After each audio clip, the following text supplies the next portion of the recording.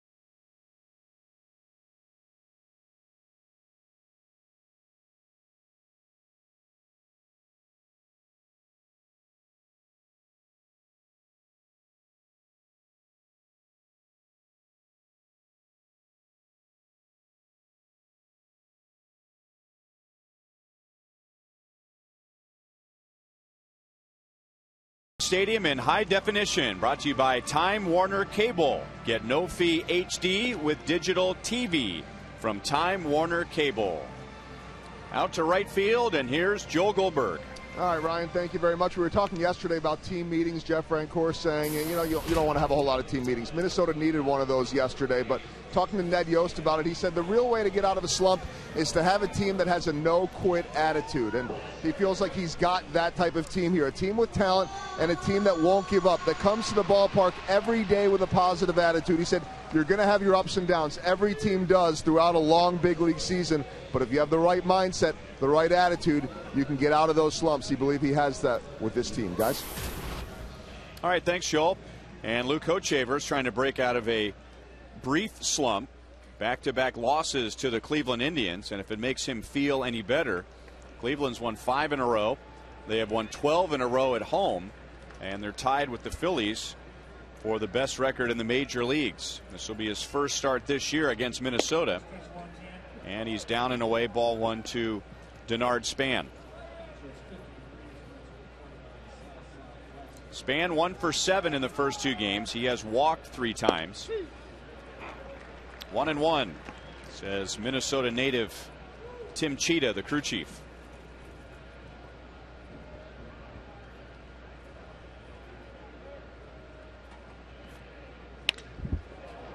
Left center field, and Dyson showing off his speed, retiring the first hitter of the game.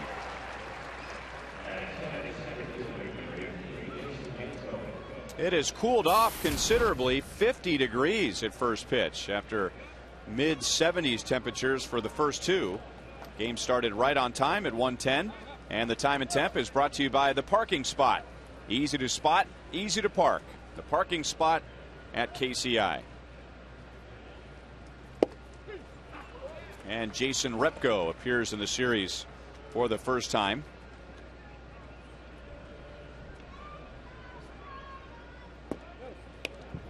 1 ball, 1 strike. That's really kind of good to see Luke coming out trying to get his fastball established. You know, he's more of a power pitcher than a breaking ball pitcher. His last 2 starts, probably more breaking balls. I think 8% less fastballs. So it's nice to see him come out trying to reestablish the fastball.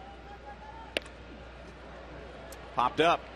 And an easy play for Mike Aviles. So 2 outs in the air. And I remember in the Cleveland series when we were looking back at Hochevar's start, he gave up 11 hits, and 6 of the 11 hits were extra base hits, and I think 5 of the 6 were either sliders or curveballs that stayed up. And really, they weren't set up by fastballs inside. Everything was pretty much away from the hitters. And I think just making good use of your fastball really helps those other pitches out. Luke pitched into the 7th inning, went 6 1/3. The Indians had runners in 6 of those 7 innings, and Luke had 5 what you would call high stress innings. Justin Morneau 1 for 7 with a run scored. Batting at just .224, and he is still without a home run. I talked to Bert Blyleven before the game about pitching and pitching one side of the plate, and he said what he did with, you know, he never pitched a guy the same way. He would go inside, like he used George for instance, 4 fastballs inside, and then after that go away with a 2-seamer. The last time got a fly ball to the left. It's a 10-pitch first inning for Hochevar.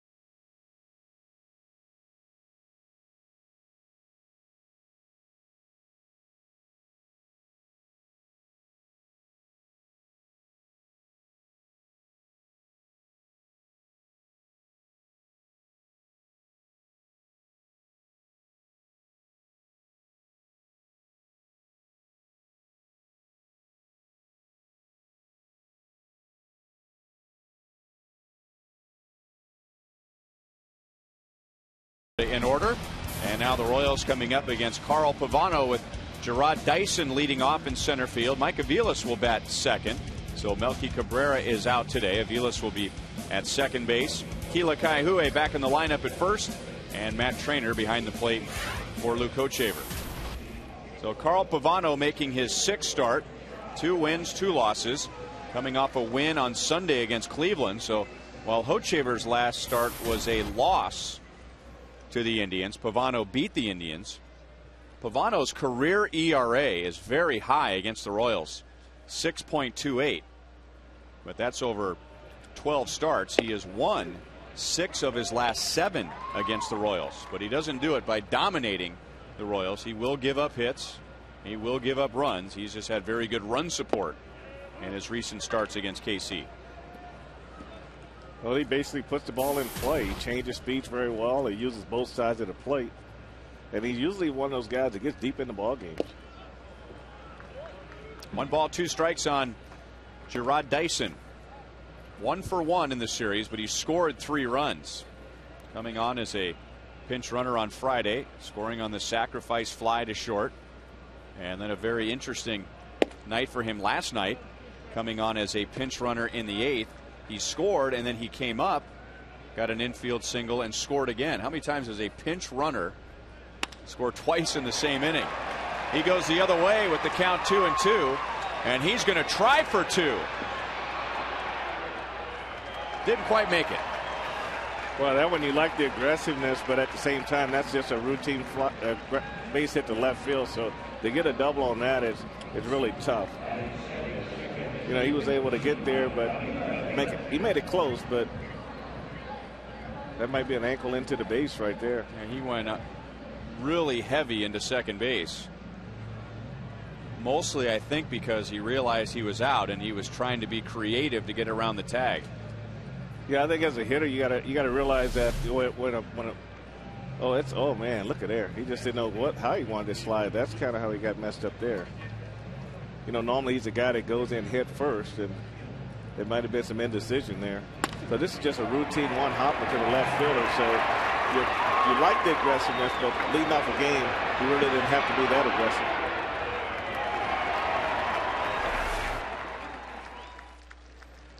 Well, that doesn't look good right there. He needs a lot of help just to get off the field.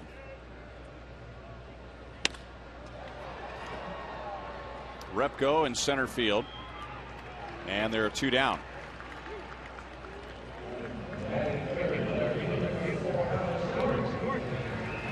Carl Pavano, 35 years old. This is his 13th major league season. Made his debut with the Montreal Expos back in 1998 and was once traded for Pedro Martinez.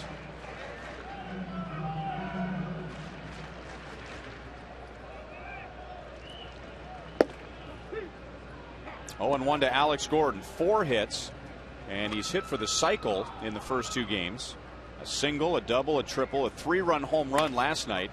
He has 4 RBIs in this series and 6 against Minnesota this year. So Pavano, like Hochevar, has an easy first.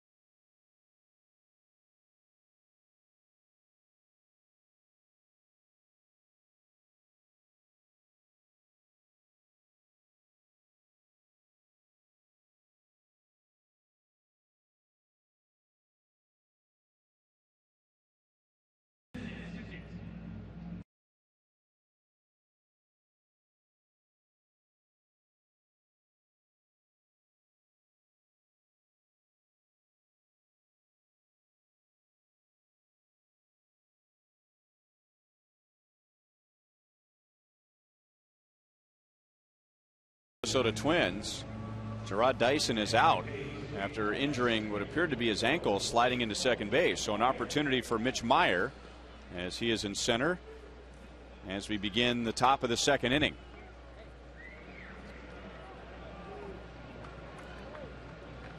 Luke Hochevar needed just 10 pitches to get through the first, and now Jason Kubel, Danny Valencia, and Rene Tassoni. And ball 1 to Kubel. 4 hits, 2 doubles in the first 2 games. Batting at .351, which is second best in the American League. And he will add to that with a leadoff single.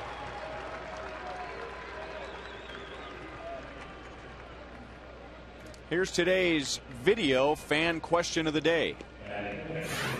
Hey, Ryan and Frank. This is Eric and Josh. We're from Omaha, Nebraska. We were just wondering how important it is that the Royals have had a win in April. How important is that in the big picture as the season goes on? Well, Josh, I tell you, from my standpoint, when you're a team that's not supposed to do anything, you come out of spring training where you played well, and you go right into the season following that up, it does a huge amount of good for the confidence of the players, the fans, and everybody else. And the one thing that we always remember in baseball, every game you win in April, you don't have to win in September. Mm-hmm. What do you think, Ryan? I agree with you. I don't think there's one team out there that doesn't want to have a good month of April, but if you had to weigh it with a veteran team on one side and a young team on the other side, it's more important for a young team, like you said, when the outside has very low expectations, for them to gain some momentum in the first month. Well, that's true. And after playing so well and then having such a rocky road trip where you lose 6 in a row, and then you come in against Minnesota and you take the first 2 games of this series, that's valuable too.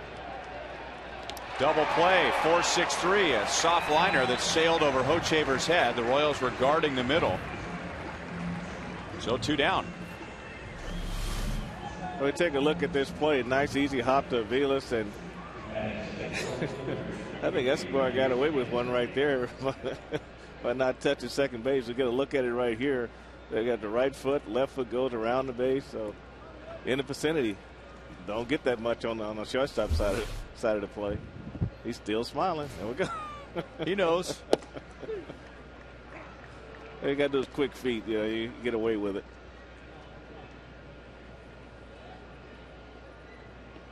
Rene Tassoni. 1 hit, 1 walk in the first 2 games, and he was all mixed up with that pitch. No balls, 2 strikes.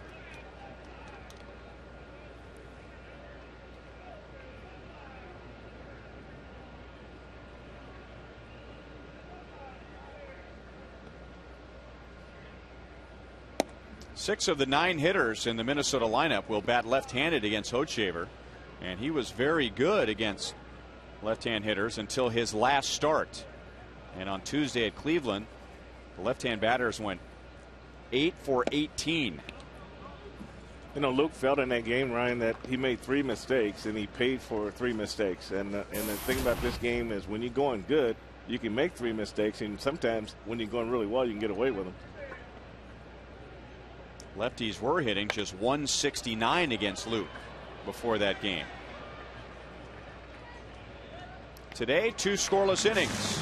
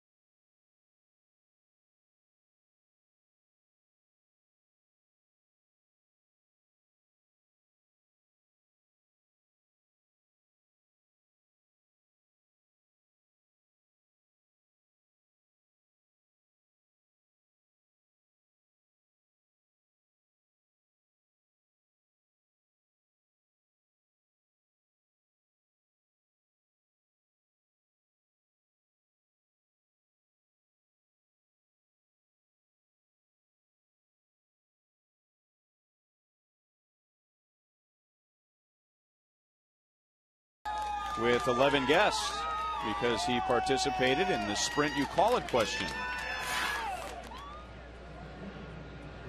That suite is right above our broadcast booth.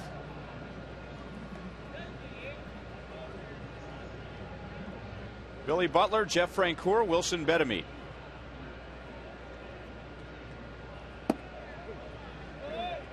Showed you Billy's numbers against Carl Pavano, and he by far has the most experience of any Royal in the lineup today against Pavano.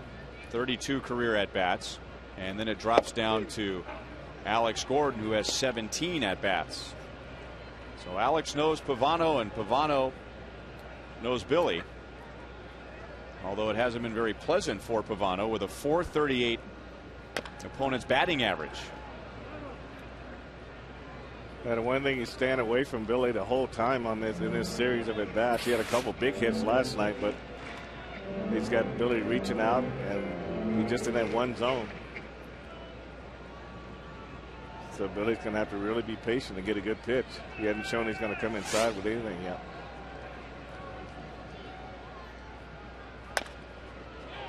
Still 2-2. Billy had a tough road trip, as did the Royals, through Texas and Cleveland, and then was hitless in Game 1 against Minnesota, but then tied the game with a home run last night. One big hop to Valencia, and one away in the bottom of the second inning. Here's today's You Call It, presented by Sprint, the fastest Royal ever. And we had a question from a fan yesterday asking about Gerard Dyson, Bo Jackson, and Willie Wilson. Well, how about Joey Gathright? Text 432-432, enter keyword Royals, a space, A for Gerard Dyson, B for Joey Gathright. Jeff Francoeur lines it into the Royals bullpen.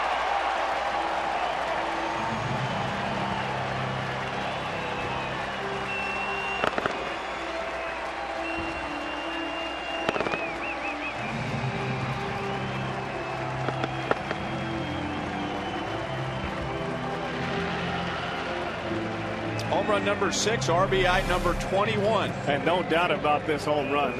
I mean, he just got all of this. That ball got out of the ballpark in a hurry. Great sound off Francoeur's bat. Great extension. Great results.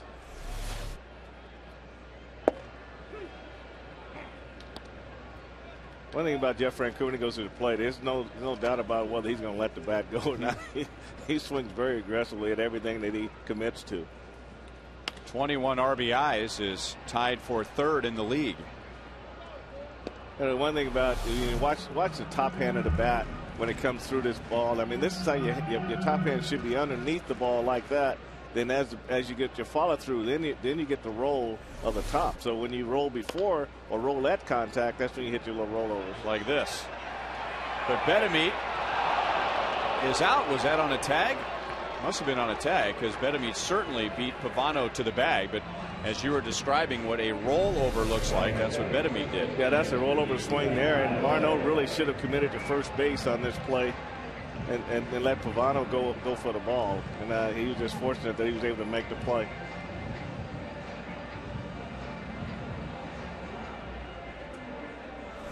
And the right call by first base umpire Jeff Nelson.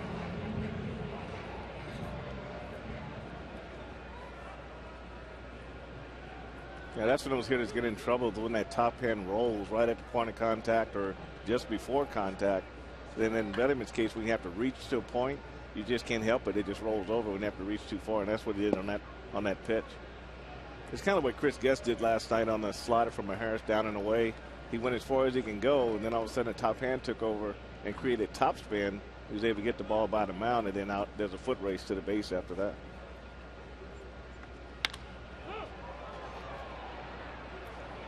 Popped up into the overcast, and KCA out from short. That's the inning. The Royals take the lead on Jeff Francoeur's 6th home run.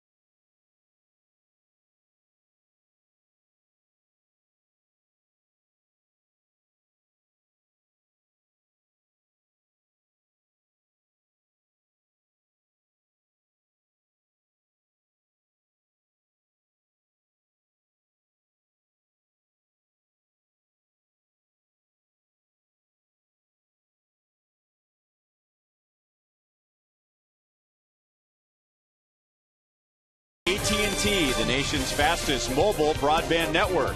By Panera Bread Catering. Order online now at PaneraKansas.com. And by Chevy. See your Kansas City area Chevy dealers.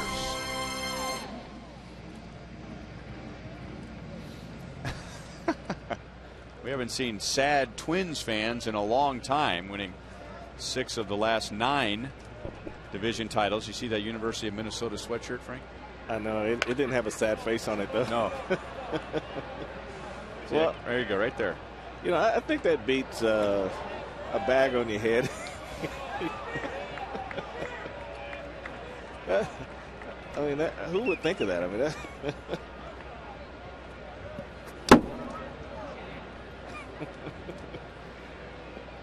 well, the Twins, believe it or not, have the worst record in the major leagues at 9-17. 17 losses in April is the most in franchise history. 1 ball, 2 strikes on Luke Hughes. Some of that has to do with the schedule this year. We started in late March, so it was a full April of games. Although we have to remember that Minnesota had 3 games rained out. Escobar throws out Luke Hughes, and a good start for Luke Hochevar.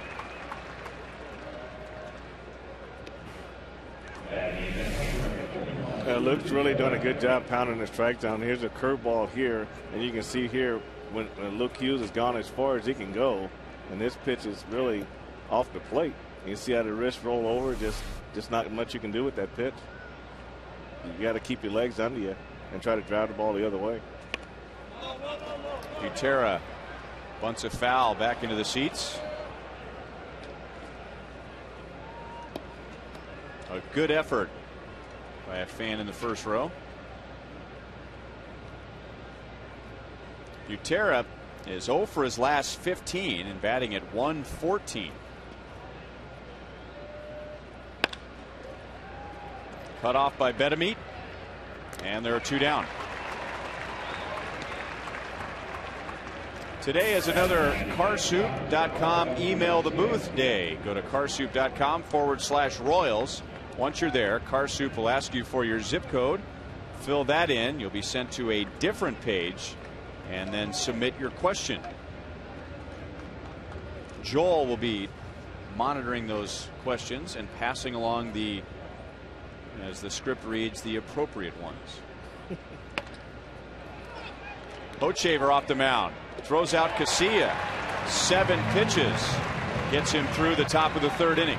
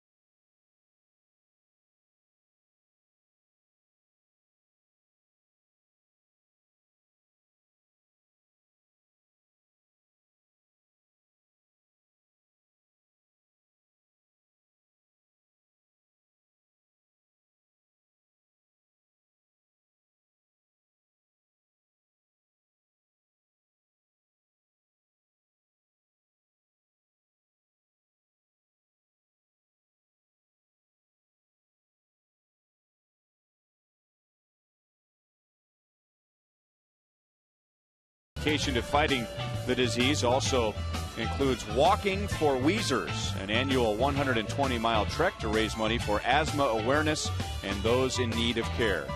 He is in the Buck O'Neil legacy seat at today's game. 1-0 Royals on Jeff Francoeur's home run in the second inning against Carl Pavano. Matt Trainer 1 for 2 with a walk, and he was hit by a pitch and scored twice last night. Hit by a pitch and helping set up the 8-run bottom of the 8th. This is his first career at bat against Pavano.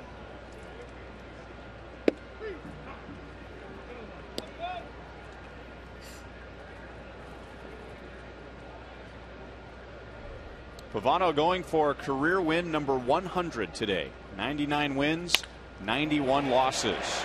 And Matt Trainer on a 2-1 pitch lines a base hit to left field. We remind you to look for the Miller Lite Taste Greatness moment later in today's game.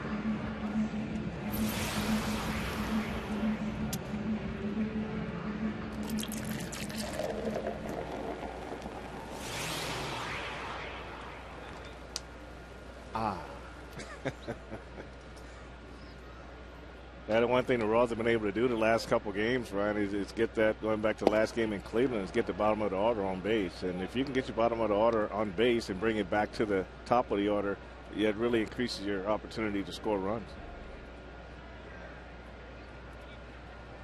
Escobar 1 for 6 with a walk and an RBI. That was the game-winning RBI on Friday night with the sacrifice pop-up to short. And of course, scoring on that play was Gerard Dyson. And if you weren't with us in the first inning, Gerard singled leading off the first against Pavano, tried to stretch it into a double, and then trying to avoid a tag, landed awkwardly on his ankle and did not return for the top of the second inning. Mitch Meyer is now in center field, and the report was a sprained left ankle and listed as day-to-day. That hit the bag, so a fair ball. Trainer will go to third, and Escobar has a double. 2 in scoring position with nobody out.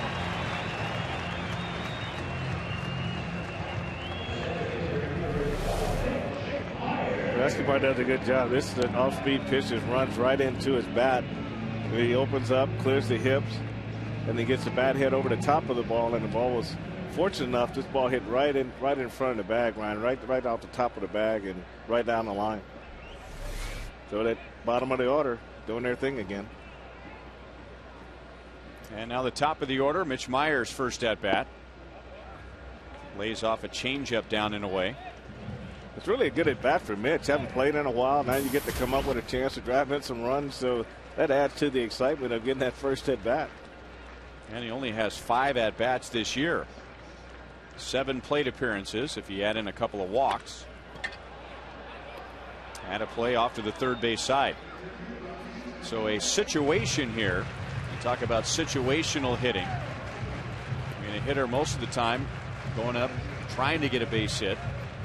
But there's an opportunity here to get a run home by making it out. A well-placed ground ball or a fly ball. Hitting coach Kevin Seitzer keeps track of many things as he watches the hitters. And as we learned last year, one of the things he keeps track of is quality at bats. And there was a point last season when Mitch Meyer was one of the best situational hitters the Royals had.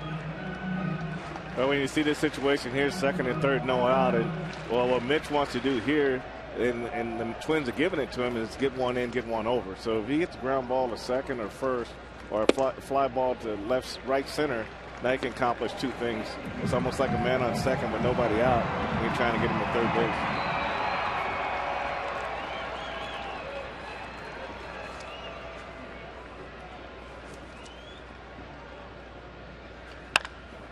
Back to Pavano. A throw to third. And Trainer caught in a rundown. And not long enough for Meyer to get to second base. First and third, one out. Well, second and third, no outs. I'm pretty sure trainer probably didn't have to go on contact. He did those first 2 steps there. You got to let the ball clear the mound before you can go. You can tell by his reaction there on the tag that he didn't read that one right off the bat.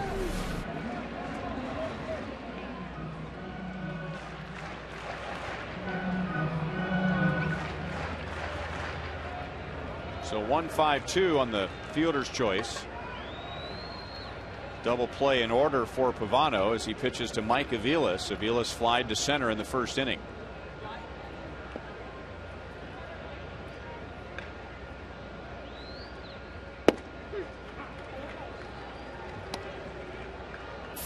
Mike Aviles this year has 11 hits.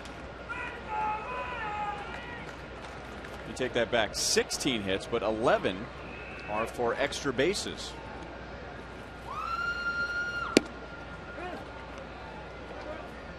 One ball, one strike.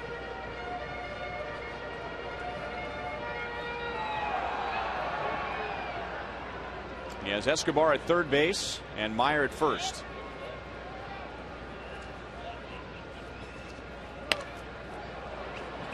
One and two. Royals have tomorrow off, then the Orioles are in town for 3, and on Wednesday it's another Ink student night where students can purchase a $7 ticket with a valid high school or college ID, and you can get a hot dog and a beverage for $7. This Wednesday is also a Ink local music showcase featuring Queens Club, and the gates will open at 5:30. Very shallow left field, and coming on is Tassoni, and there's nothing Escobar can do. So first and third and 2 down.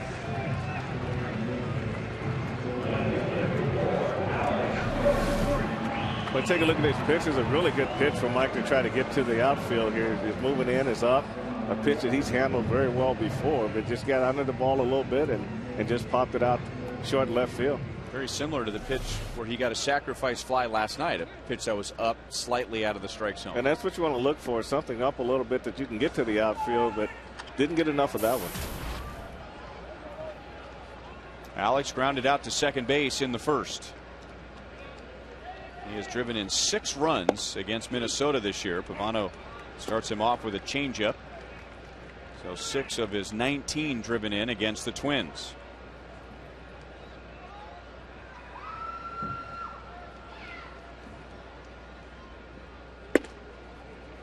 One and one. You always got to kind of be aware of the just to watch the count on this on Alex at bat, and there might be a good chance for Mitch to attempt to steal and Escobar steal home. That's one of those things that the Royals like to do. 2-1. Do you run that risk with a .336 hitter at the plate with 12 doubles? I think you can run that risk when it gets to 2 strikes. Right now, it's a good hitting count, 2-1.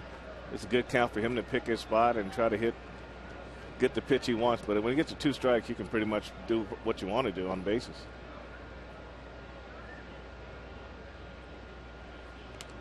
It's nice that you said that. I mean, about Alex, he struggled so much last year. You wouldn't have been able to say this last year, but this year he's swinging the bat so well that you do have to take that in consideration. 5th in the American League in hitting when the game started, 2nd in doubles, and 2nd on the Royals with 19 RBIs, and now he's way out in front. 3 balls, 1 strike. And this is that situation as a hitter. You got to pick your spot that you want the ball in, and this is where you're trying to do more than just hit a single. You want to really take advantage of the pitcher on this count. Changeup. So full count. Billy Butler is on deck. Yeah, 3-1. That's where you got to really make your mind up, though. You don't want to chase a pitch like this on 3-1. So that's where the discipline comes in as a hitter and looking for your pitch in your area. And if it's not there, just let it go.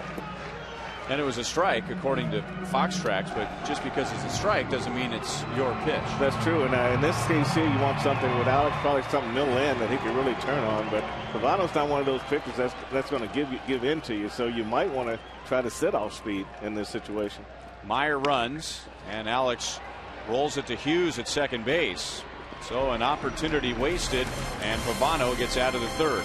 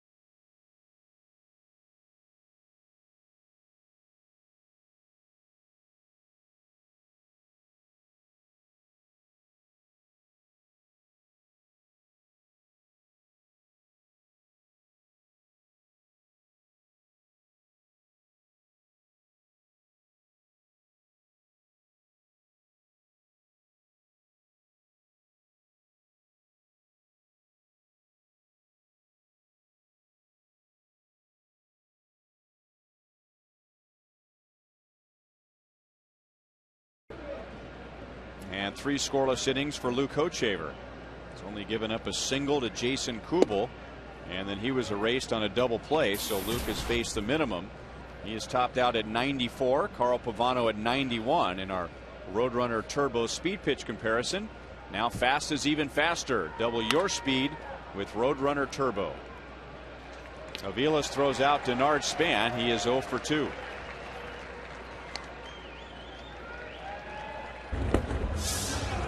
Fireworks Friday and Buck Night is coming up this Friday at 7:10. The Royals will be hosting the A's. That means you can purchase hot dogs, small Pepsi products, and peanuts for just $1 each. And then we hope you'll stay after the game for a great fireworks show presented by Hy-Vee and Pepsi. A little bit outside to Jason Repko, who popped out to second base. First time up.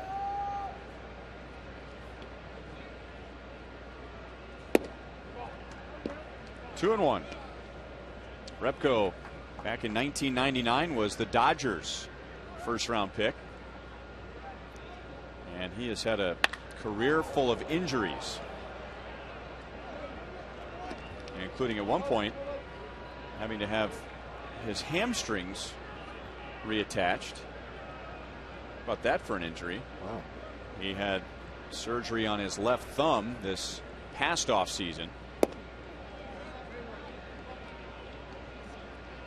But he's hung in there and still in the big leagues. Playing in center field as Denard Span is the designated hitter. In between Betemit and Escobar. And Repko is 1 for 2. And let's get our first Carsoup.com question for the booth. Joel. We'll knock out a few here because it's a full email bag today. So we'll start with John Lynn, Victoria, Kansas. Wants to know how Jeff Suppan is doing in AAA. Will we see him in the near future? He's 2-2, 4.87 ERA. I don't know if we'll see him in the near future. I think there's some other guys that are doing better, including Vin Mazzaro, who had 10 strikeouts last night for Omaha. Here's one for Frank. With today's young talent, who would you predict to be a Gold Glover? I think I know who you'll take, Frank, but let's hear it. I'm going to look at Escobar first. I think he's got the class, the defensive class at second base. I mean, at shortstop to be different than most shortstops in the American League in terms of range, arm strength, and all he has to do is just be more consistent as he goes along, and people will start to recognize as he gets around the league and they see the plays that he's capable of making. Then the managers and coaches on the other team will start to take notice.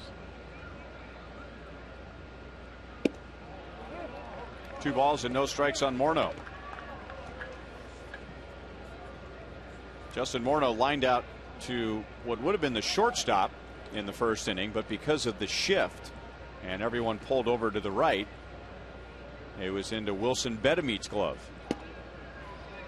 3-0. Not as dramatic this time because of a runner at first base. Royals still want to have the opportunity of turning a double play, so Escobar still to the left of second base. And Morneau on 3-0, lines it to right. Francoeur comes up to get it.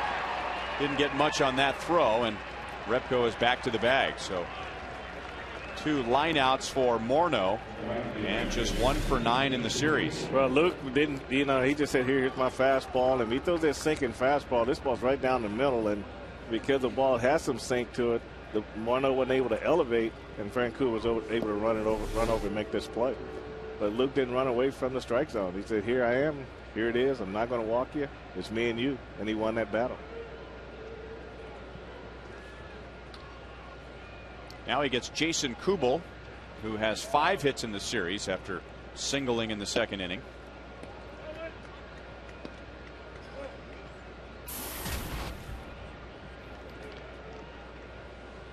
So Kubel is up to 358.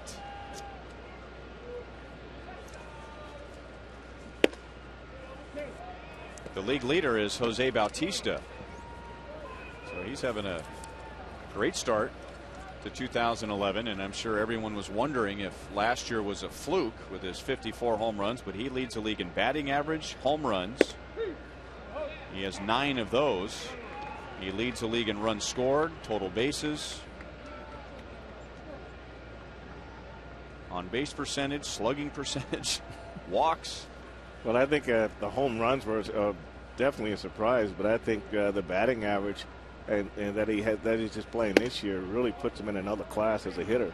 And I think that would be a big surprise, not only to baseball, but to have to be for the Blue Jays themselves. I mean, this guy just come out of nowhere.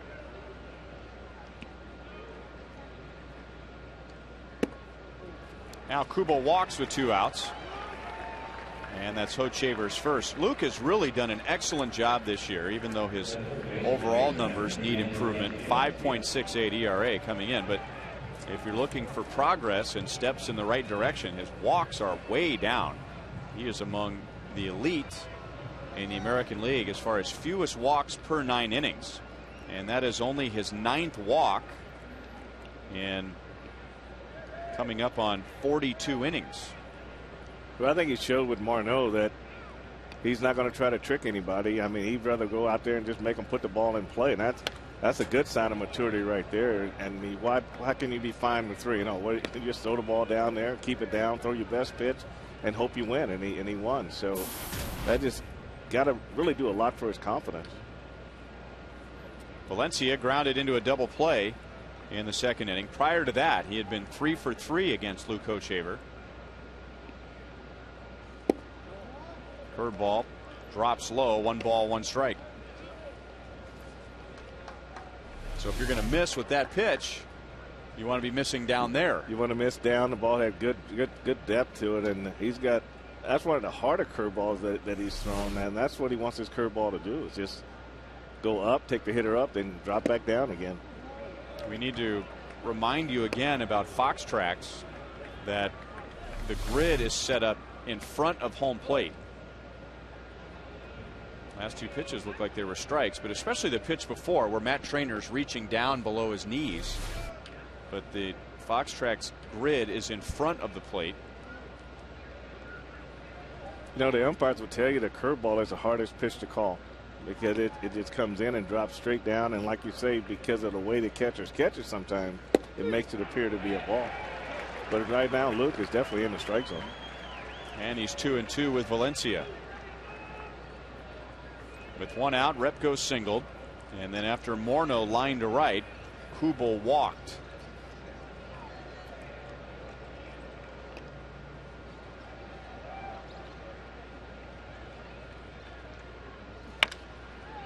Up the middle, that'll lead Escobar right to the bag. And he gets there in front of Kubel. Minnesota is scoreless.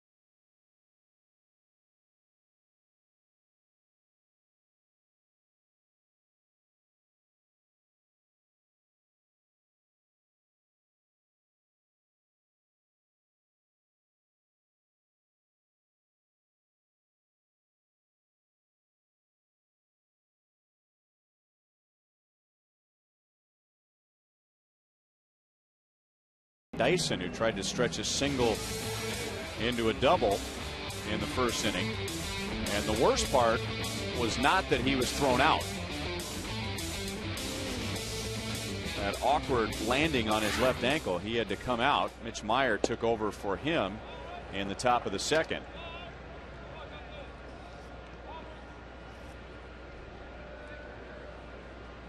Billy Butler, Jeff Francoeur, and Wilson Betemit. Royals had runners at second and third and nobody out last inning, but Pavano pitched himself out of it, getting a ground out, a fly out to shallow left, and with 2 on 2 out, got Alex Gordon to ground out to second base.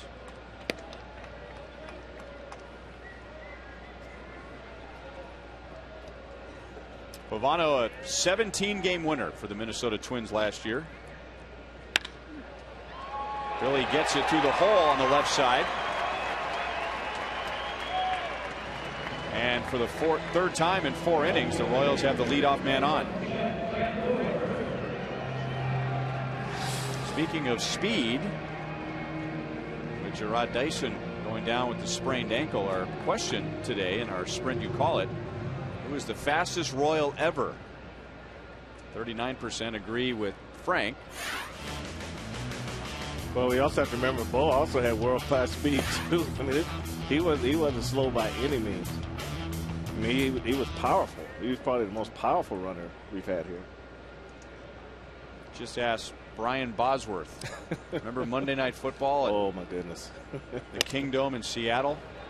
Ran him over at the goal line. Francoeur homered his first time up. Now he pops out to first. They just drug him into the end zone.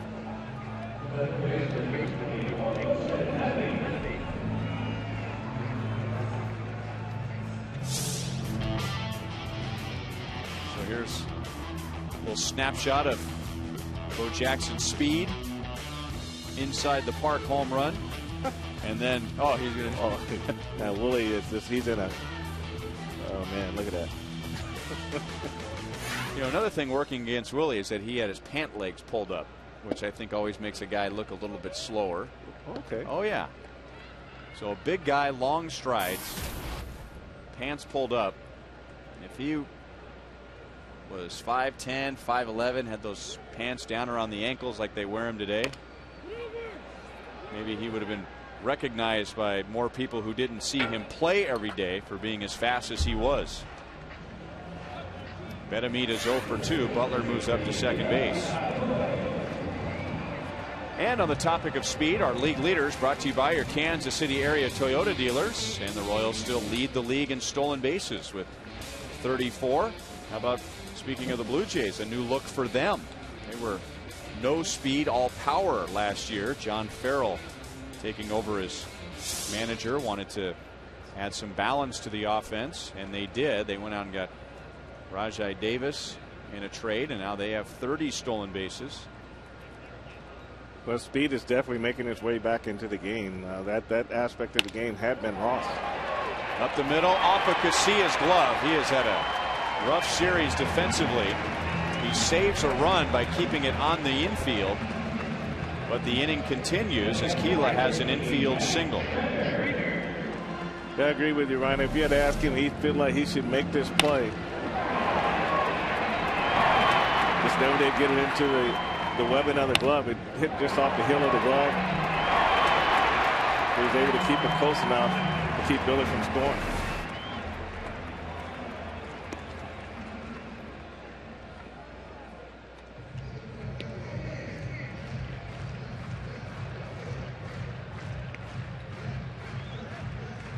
Royals started a rally in the 8th inning on Friday night, and it was with Keela hitting one towards shortstop that went off of Cacia's glove. That time Cacia was screened by Wilson Betemit, the runner at second base. This time he should have had a pretty clear look at Keela's line drive. Well, that's true, Ryan. I tell you, you know, your fielder can go in a slump just like you're hitting, but you don't want them both in a slump at the same time, because that's the fastest way to get on the bench. So you just hope that he can straighten that out, because offensively he's not really giving the Twins what they really want offensively at this time. So when you're playing shortstop, you got to have that glove together. Didn't mean to go around. Cacia with a chance to redeem himself, and once again the ball spills out of his glove. This time he'll be hit with an error, and the Royals lead 2-0. We talk so often about hitting slumps. There's also a such thing as a defensive slump. Well, that's true. I mean, he just basically just didn't get it in the good part of the glove. He's really not centering the ball well in the glove right now. It's hitting on the heel and coming down to the top. So just little, just miscalculation there. But that's something you just got to work on. Going to your left, the ball's got to be in the webbing on the glove, and coming forward, you got to keep it down toward the tip of the fingers.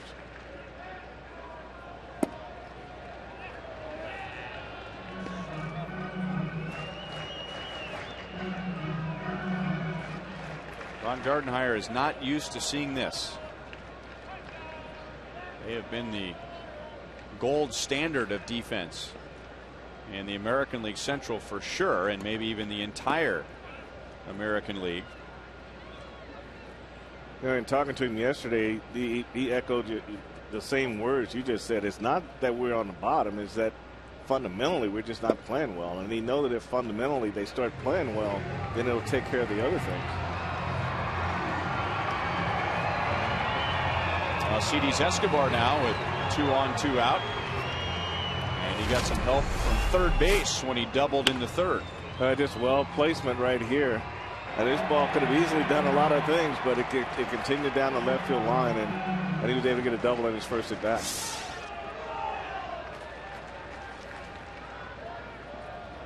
Well, Carl Pavano has to get 5 outs in this inning. And Luke Hughes brings it down. That's the inning. An unearned run, and the Royals lead 2-0.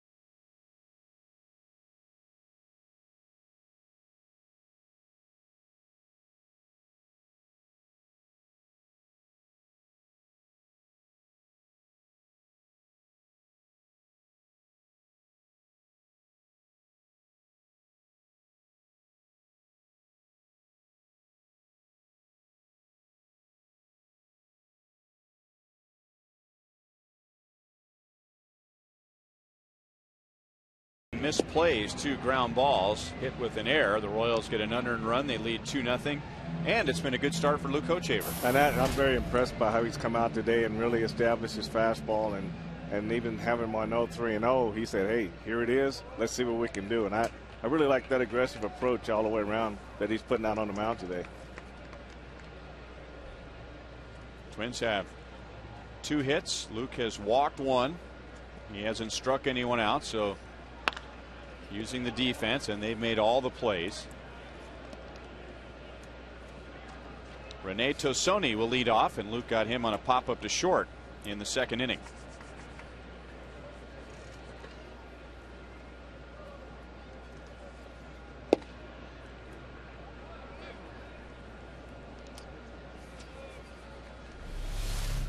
Well, we said Fox Track shows us that Luke is definitely in the ballpark today. And he's right off. He's only missing by 1 ball, maybe 2 balls off the plate. That's a good sign. And the good thing, too, is he's missing down in the strike zone. That was not the case on Tuesday at Cleveland. Aviles throws out to Sony, 1 down in the 5th. Let's go back to Joel with some carsoup.com questions. All right, that question before, by the way, to Frank was from Gary Cagle from Lee's Summit. I'd like to point everybody out that's sending in these emails. Here's a good question. We've got a couple of varieties of this, asking what our favorite stadiums are. This one from Mark Shortino in Kansas City, wanting to take a trip and see the Royals on the road. What's the best stadium to do so? And I think probably all of us have different opinions. If you're looking for a close trip, Target Field is absolutely beautiful up in Minneapolis and one of my favorite trips. I enjoy Seattle and Boston as well. How about you guys? Well, you called off some pretty good ones there, Joel. There's more. If you want the shopping and everything to go with it, you might want to go to Chicago. So we're talking about trips versus stadiums, because I don't know if anyone's going to ever vote for U.S. Cellular as being their favorite stadium, or maybe you guys would. Just foul into the left field corner. 1-2 on Luke Hughes. And if you want to be nostalgic, you can always go to Fenway.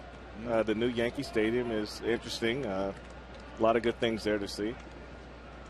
Yeah, Tony Steens or Steins from Maryville, Missouri said, what is your favorite stadium to visit on the road and why? Ryan, I think I know yours. I believe it's up in the Pacific Northwest. Yep.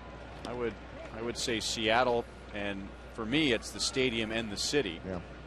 And Baltimore is also a favorite of mine, Camden Yards. Of course, I always factor in the food in the city. Luke Hughes is out. 2 down in the 5th. Boston's a great city too. I mean, there's a lot to do there, so that's always a good one. I think, you know, I think all of us enjoy the trip to the Bay Area. We stay in San Francisco, but I think we'll probably all agree that Oakland, not exactly one of the better stadiums in baseball. Well, that's true, Joel. My favorite to visit is Boston. I don't really like the guts of the stadium, you know, but I do like everything around it. I like the playing surface. I like the fact that the fans are there, and the food is great. And I think that the city, downtown Boston, to walk around, it's really nice too. Nice restaurants. I think if you have a baseball bucket list, stepping foot inside of Fenway Park should be on the list. I think so too. And I think, and they're compared a lot, and understandably because they're from the same time period. I think Fenway, to me, is a better experience than Wrigley, although Wrigley's a great experience, obviously, too. I mean, 2 very unique experiences, one in the National League and one in the American League. But if you're looking to go see the Royals play, obviously, Fenway, you're not going to go to Wrigley. The Cubs come here this year. But I think that if you're looking for a quick, simple trip, you know, just hop up Interstate 35, and there's a lot to do downtown Minneapolis, and Target Field is absolutely beautiful. Yeah. Well, I agree with you on that one. I'm going to add to that, you know, the other I-70 series is the Royals and the Rockies, and that's a pretty ballpark in Denver, Coors Field, if you want to go west on 70 and watch the Royals this year. Or go east to St. Louis. They have a new stadium there. Nice, easy trip. So some great new ballparks.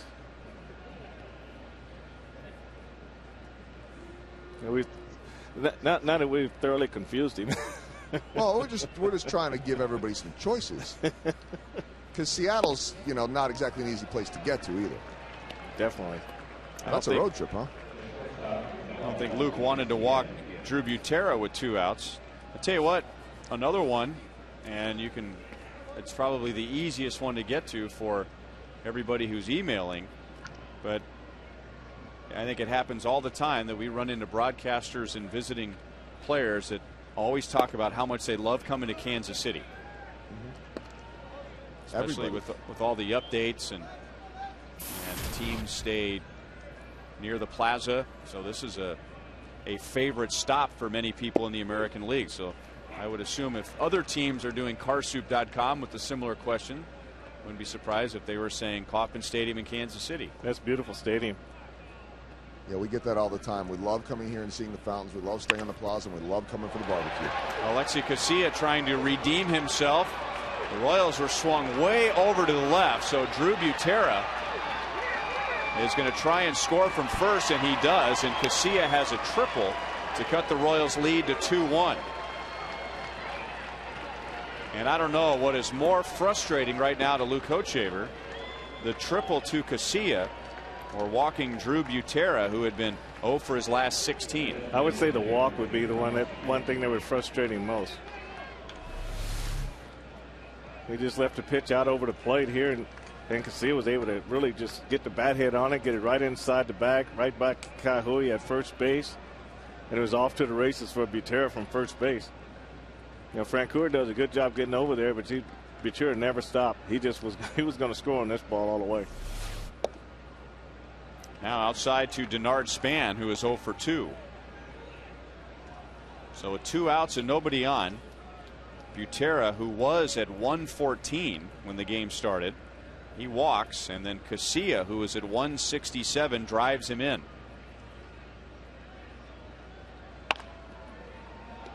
Off of Keela's glove, gets it to Luke, and that's the inning.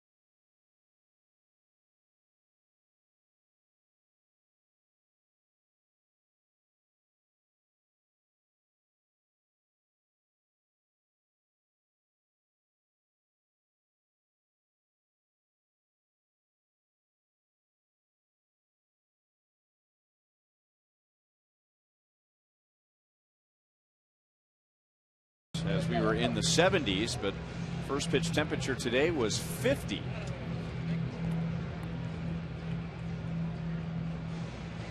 So 2 fans bundled up.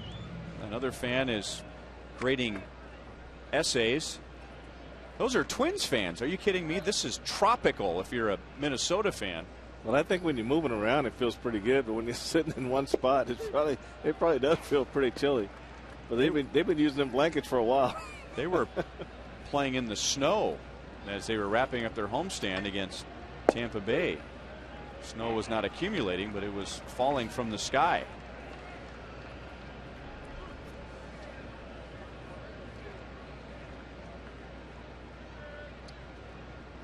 Second at bat for Mitch Meyer, who came on for Gerard Dyson in the top of the 2nd inning. Gerard trying to stretch a single into a double.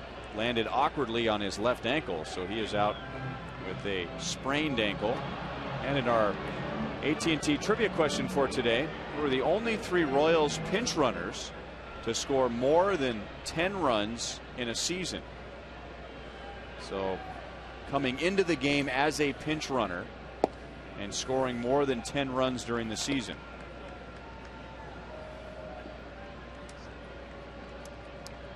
That's a good one.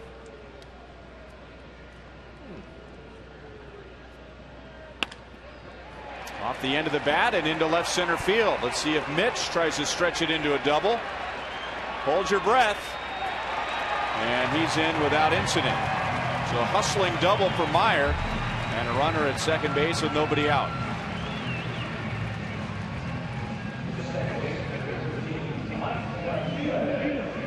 Now this was a much more difficult play for the outfield than on Dyson's base hit, right? Yeah, so Sony had further to go on Mitch's ball. Here, Dyson never looked to see what his ball was. He just made up his mind he was going to second, then just got his feet confused here. Mitch, see how he looks at the ball, so he had a good idea of where his ball was before he committed to try to stretch that single into a double. Mike Aviles lays down a bunt. He is safe, and Meyer goes to third.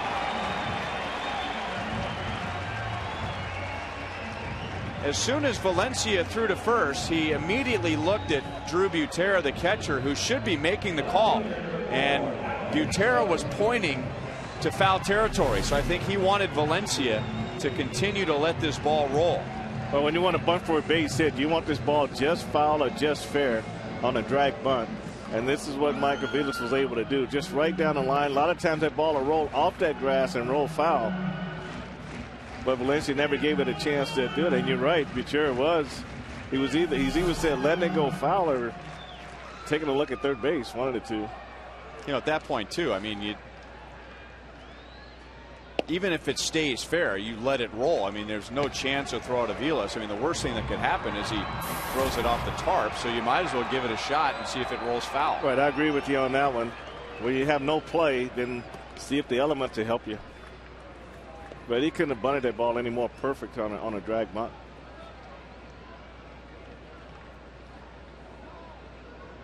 Twice today, Pavano has gotten Alex Gordon to ground out to second base. And Mike Aviles is going to be in a rundown. Let's see if the Royals can turn this into something more than that. And Meyer gets back, or Aviles gets back. Meyer never made a move at third. So Mike gets himself in and out of a mess. Well, back to fundamentals again, Ryan. This is a play that Mike broke way too early. He's caught here. Marneau's really concerned about Meyer at third base. And KCA gets the ball, and he's the same way. His first look was at third, and Mike had committed himself all the way back to first base. And by the time he made the throw back to Marneau, Mike slides in safe. Boy, KCA isn't doing anything right on defense. I know that was one of those plays there where when Mike was hung out there, KCA could have closed the gap on that throw and made that play a lot more simpler. But after he received the throw from Marneau, his first look was at third base for a couple of steps, and Mike had committed himself all the way back to first, and that's why he was able to get back in there. And you talk about getting a great jump.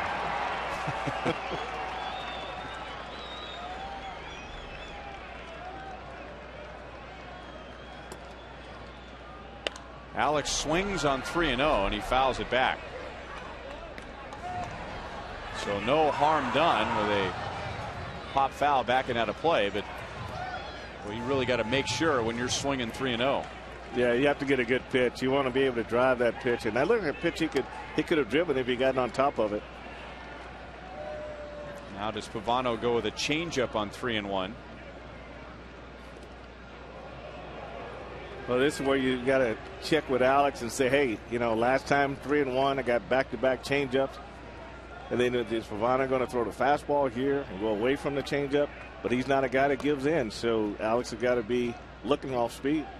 Aviles runs. Alex hits a fly ball to left. Tassoni gets behind it. And I'm not sure where he was throwing. It was back to the infield. Royals lead 3-1. Almost like he couldn't decide whether he was going to throw to second or the plate, and just went somewhere in between. Well, you got to always throw for the cutoff guy, and if you know that's going to be a no play at the plate, you got to throw a ball to second base. Alex did get a fastball here. He fought it off, and this here just really not knowing what you want to do with the ball before you get it. But you have no play at home from that deep in left field, so you want to throw the ball to second base. So Alex picks up his 20th RBI. Aviles at first with one out. And that just comes with youth. I mean, that just comes with young guys coming up and getting excited. But I mean, he'll learn in time. But that's just the play that's got to go to second. Aviles is running again, and he is in with a stolen base. Hughes thought he had applied the tag. He made a very good play, handling a short hop. Second base umpire Marty Foster says no. Well, you're right, Ryan. He did do an outstanding job catching this ball in the dirt. But Mike split around the tag. Ooh, got him on the hand. Well, you know, in fast action, I don't think the umpire would be able to see something like that. Probably got their finger in the tip of that glove.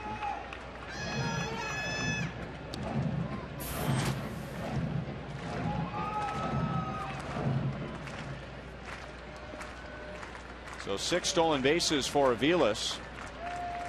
Second only to Gerard Dyson. Now Butera down to second, but Aviles is back in plenty of time. Now the count is 2 balls and no strikes on Billy. And what the Royals are doing right now, Ryan, which is really good, is Minnesota's a little discombobulated on defense, and the Royals want to keep adding the pressure, and that's what you do. You want to keep adding pressure when the other team seems to be a little bit out of sorts. Make that 2-1 on Billy. Now 2 balls, 2 strikes.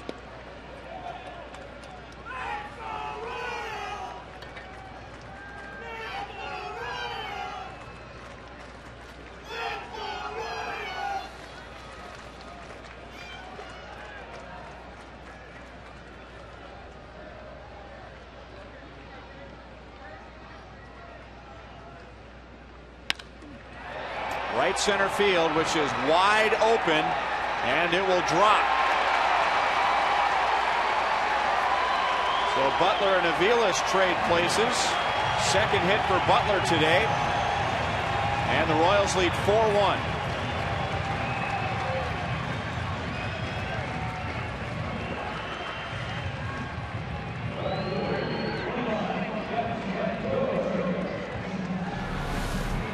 Well, he stayed away from him pretty much the whole at bat, the first at bat for sure, and Billy just goes right out there. If you don't pitch inside, this is what happens. He went outside and drove this ball to right center field. This ball had a lot of room in right center field for this ball to fall. And you see Mike just trots home.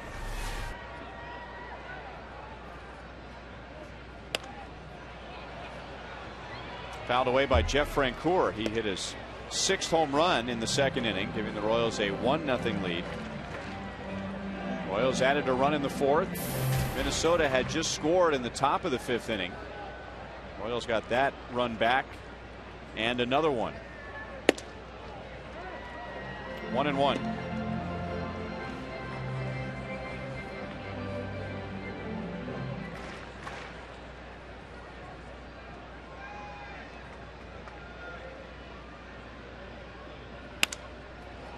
A broken bat.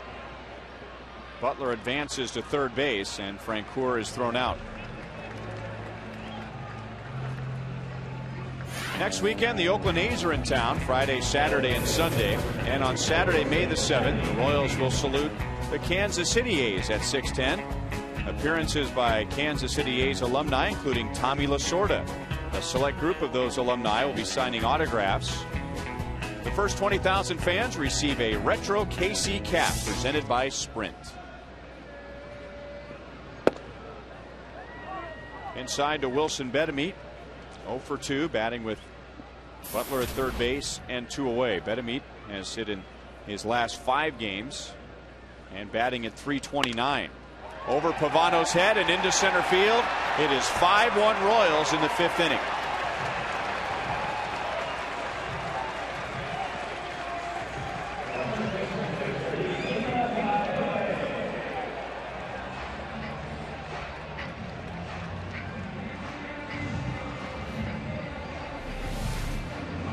Wilson really made an adjustment in this at bat. He went back through the middle. First, he rolled over, easy ground balls to the right side, but was able to get that base hit with 2 outs. They played Billy Butler.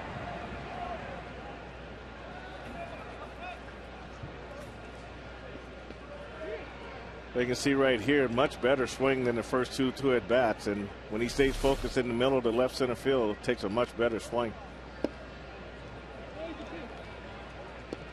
Ball 1 to Keela, who has an infield single and a pop out. 2 hits on Friday night, and then Keela was not in the lineup last night with the lefty Brian Dunsing on the mound. A changeup makes it 1-1. Former Royal Dusty Hughes just starting to loosen up in the right field bullpen, a place where he is accustomed to warming up. Before this year, that was the Royals bullpen. 2 balls, 1 strike.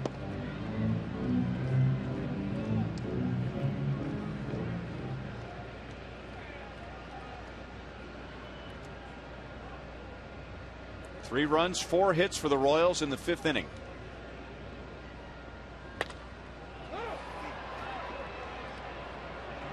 It'll be Danny Valencia at third base. And the inning is over. Now the Royals lead is 4.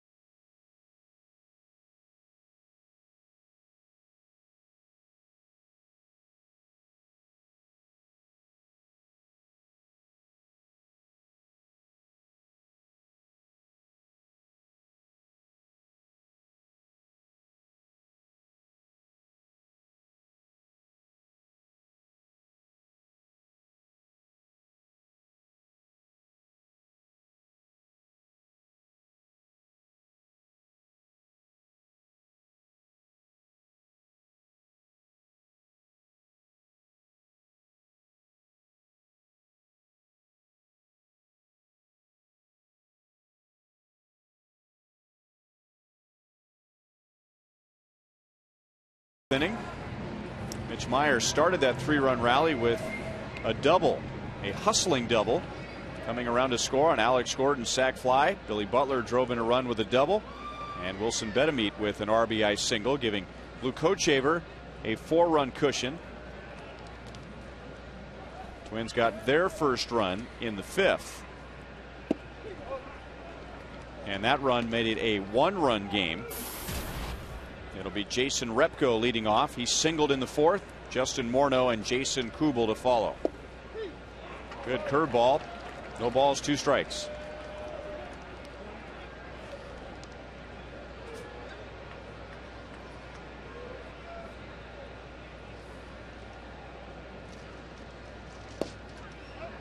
One and 2. Lou Kochaver trying to even his record at 3-3 after consecutive losses against the Cleveland Indians. Given up just 3 hits in 5 innings. Repko almost leaned into it. 2 balls, 2 strikes.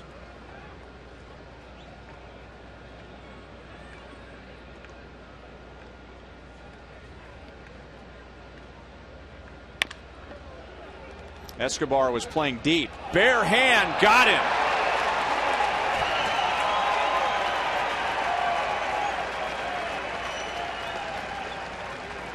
Just like his boyhood idol, Omar Vizquel. Yeah, he's king of the bare hand, and Vizquel was. Most guys would come in and really center this ball in the body and go out of the glove, but I tell you what, he made that look so natural. I mean, that's a short hop, barehanded, and made a nice play. So there's reason we like this guy.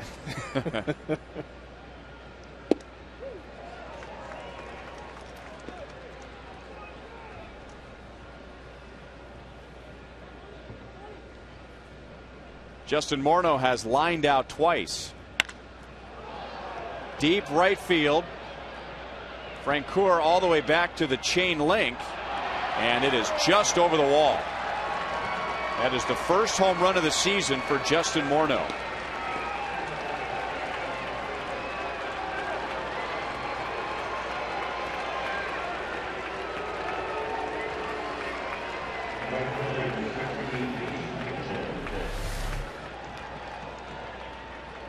This is the first pitch that Luke's left up all day, and you can see this ball's in on Morneau. Just look at his body position when he hits this ball.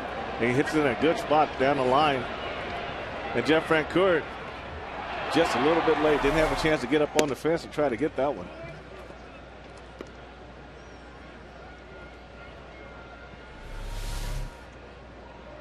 But he goes up as high as he can go. Just didn't get there in time.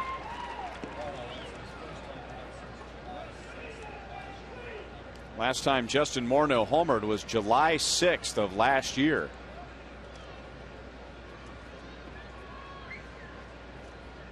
And for the Minnesota Twins, that is just their 12th home run as a team. 9 days after Morneau's home run on July the 6th is when he suffered the concussion, sliding into second base at Rogers Center in Toronto and running into John McDonald's knee. Kubel has singled and walked. 3 balls, 2 strikes. So for Luke, that is the 10th home run he has allowed this year, and that surpasses what he allowed in all of last year.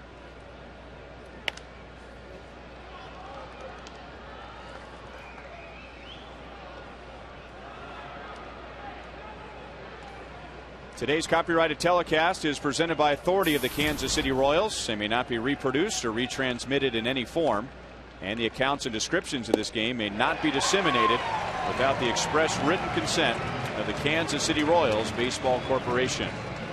That's Luke's first strikeout, and 2 down in the 6th inning, so he comes right back after the Morneau home run. Yeah, that's a good bounce back. This is a good bounce back batter right here for Luke.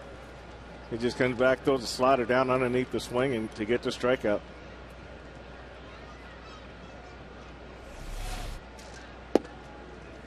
Just to add some numbers to the home runs, 9 home runs in 103 innings last year, and now 10 home runs in about 54 innings,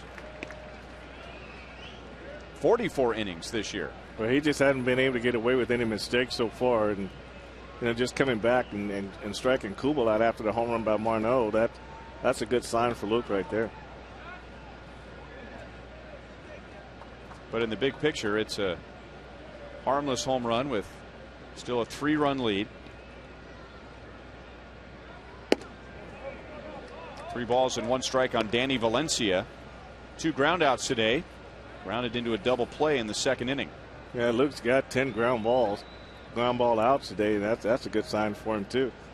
And he's getting back to the fastball, the sinker, and trusting a little bit more. Now Valencia walks.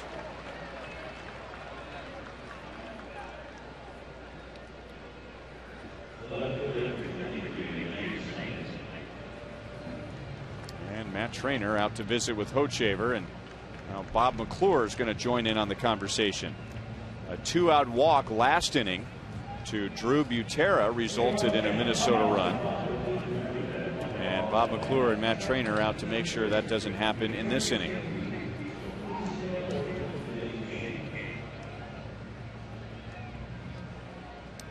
School Day at the K is coming up. It's the largest educational field trip in Kansas City, hosted by Fox 4 Chief Meteorologist Mike Thompson. That's prior to the Royals and the Orioles on Thursday. Students and teachers have a chance to learn about weather, have lunch, and then watch the game.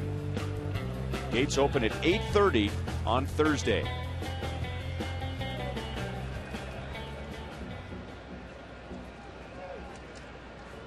Rene Tassoni 0 for 2 and takes down an in ball 1.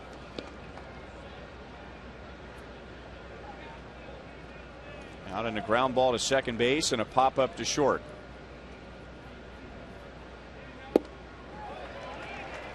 One ball, 1 strike.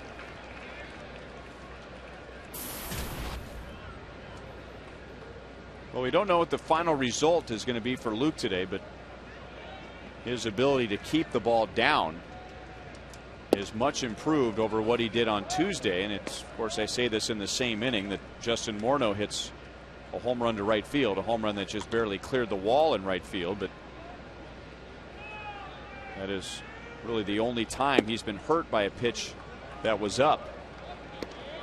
Gave up an RBI triple to AT KCA last inning, but that was just a well hit ground ball that got in between Keela and the bag. Well, that's true, and he's been down all day, like you said, Ryan. But the thing that I see here is that he's been more aggressive with his fastball, which is actually a sinker, and he's been pitching both sides of the plate with it, and it's been really effective for him today. And I think he's still using the same pitches that he's still using his curveball and his slider and his cutter, but he's mixing in his sinker a little bit more today. So Sony may have just swung at ball 4 and he fouled it off of his knee. So Valencia at first will be running.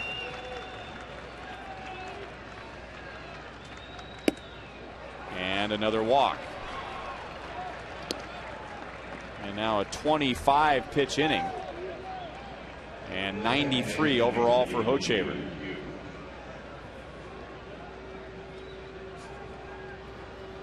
Well, last night, Sean O'Sullivan was able to pitch effectively wild, as he put it. 7 walks in 6 innings, but only 2 hits and 2 runs.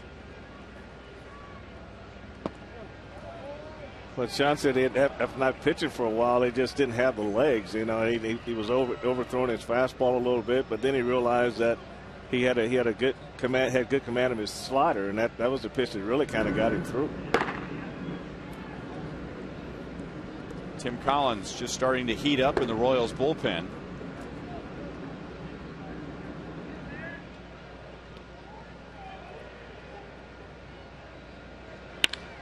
And Luke Hughes hits it hard to center field, but Mitch Meyer is there. So good fortune for Luke Hochevar. Minnesota gets 1.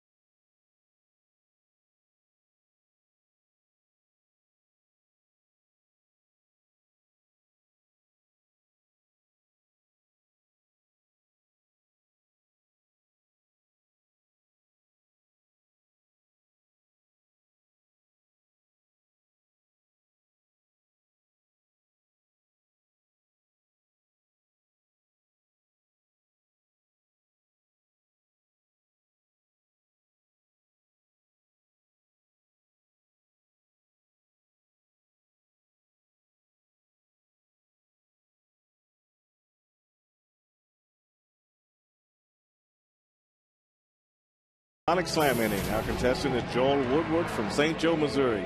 If the Royals hit a home run this inning, Joel will win $500. But if the Royals hit a grand slam out of the park, Joel will win $25,000 from Sonic and the Kansas City Royals. Justin Morneau is homered for Minnesota, his first of the year. That was in the last half inning. The Royals have a home run, Jeff Francoeur, in the second inning. Matt Trainer has singled. He's reached on an error, and that error in the fourth got a run to the plate. Royals have 10 hits in 5 innings against Carl Pavano.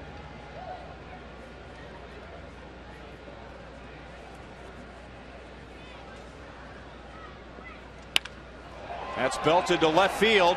Back goes to Sony, and it just barely stays in the park. Trainer hustling into second base and has a leadoff double.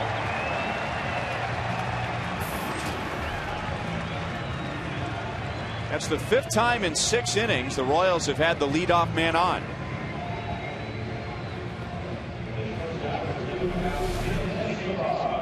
Well, Matt Trainer really picks on this pitch out over the plate. Good extension. And was able to bring this ball back, and he really got all of this. This is a big ballpark to held this ball in, but it's right at the base of the wall. And Matt Trainer hustles into second base with a double.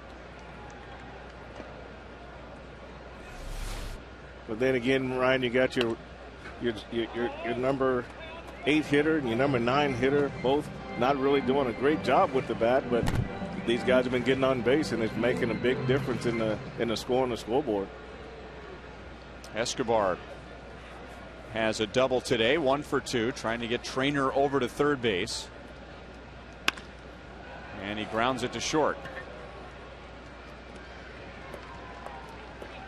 And especially with a runner like Trainer, you got to get him over to third base. Yeah, this is one of those situations where you recognize if you're swinging the bat good or not, and this might be a good chance to try to drag bunt a ball to third base or do anything to push the ball the other way to get him over to third.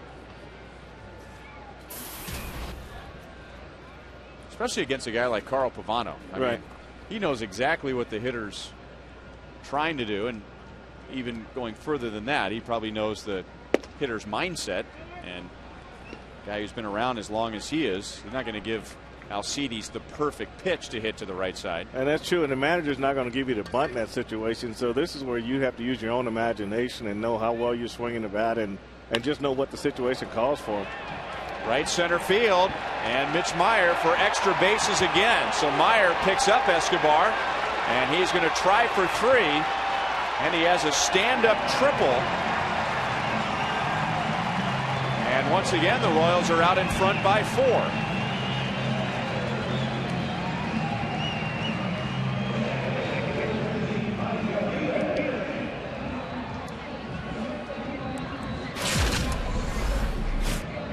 Well, this is how you come off the bench right here. You come off the bench getting base hits, and you're excited to be out there, and Mitch shows the speed that he has, and Mitch is an excellent base runner.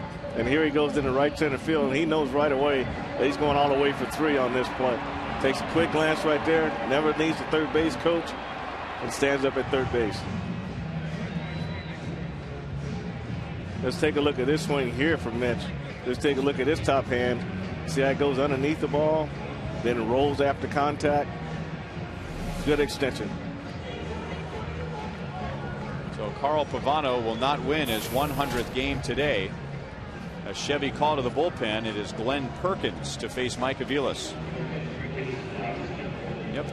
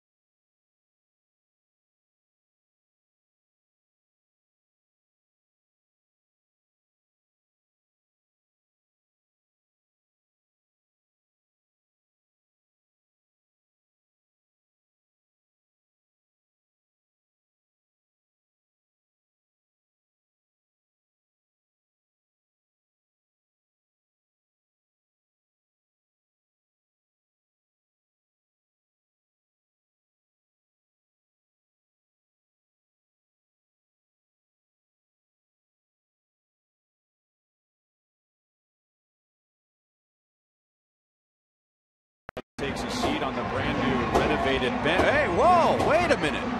That's fine wood shipped in from I don't know where. Well, that's all the frustration of what they're going through coming out right there. I've seen it 100 times. That's our dugout. Can't come into another team stadium and beat up their dugout like that. I don't think he even thinks about that. Usually the players go down in the tunnel and take it out behind the dugout down in there. But you can really see the frustration that the Twins are going through right now. Infield in with Meyer at third and 1 out. And into center field to make it 7-2. Second hit for Mike Aviles. Second run scored for Mitch Meyer.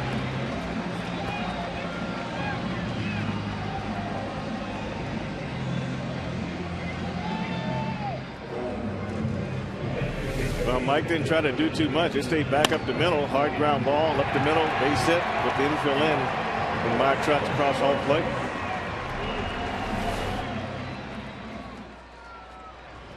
Well, the Raws are really, really good at when they feel a feeding frenzy coming on. They seem to jump on it with both feet. And the RBI is spread out among 6 Royals today. Mitch Meyer, Mike Aviles, Alex Gordon, Billy Butler, Jeff Francoeur, and Wilson Bedemy. The first 6 hitters in the lineup. 2 strikes on Alex. Facing left-hander Glenn Perkins, who hails from the world-renowned academic and athletic institution, the University of Minnesota.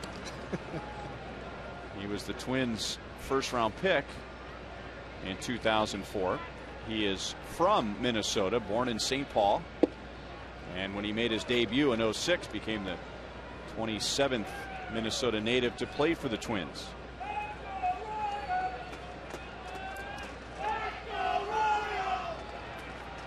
If Joe Mauer were catching right now for the Twins, St. Paul would be well represented.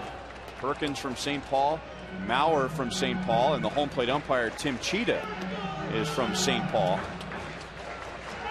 Tim Cheetah from a very well-known high school in St. Paul, similar to Rockhurst in Kansas City. Cretin-Durham Hall, which has produced Joe Mauer, Paul Molitor. We just saw Jack Hanahan playing for the Cleveland Indians. And Tim Cheetah went to Cretin-Durham Hall. Aviles stole a base in the 5th inning, and now Drew Butera guns him down 2 away.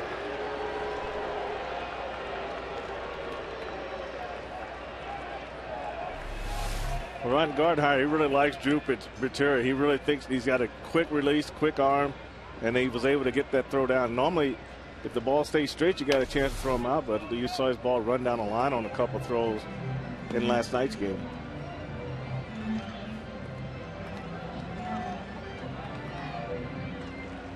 Last year, Ron Gardenhire used Butera when Carl Pavano was on the mound. He was his personal catcher, but with Joe Mauer on the disabled list, Butera getting more regular playing time.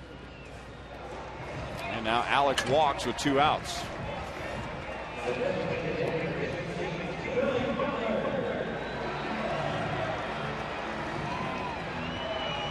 Perkins has been fighting injuries ever since coming to the big leagues.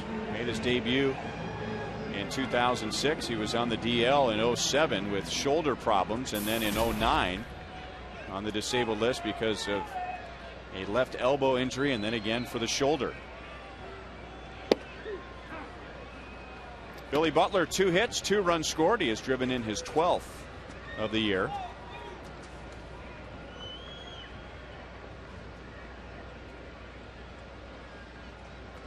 After going 0 for 3 on Friday, now he's 4 for his last 7. And Perkins dropped that one about 18 inches in front of home plate.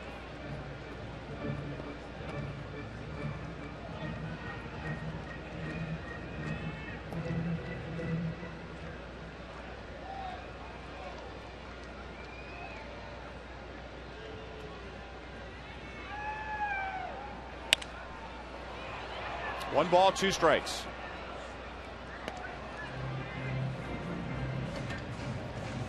It's 7-2, so the Royals in front by 5. But something else to point out about the Royals offense.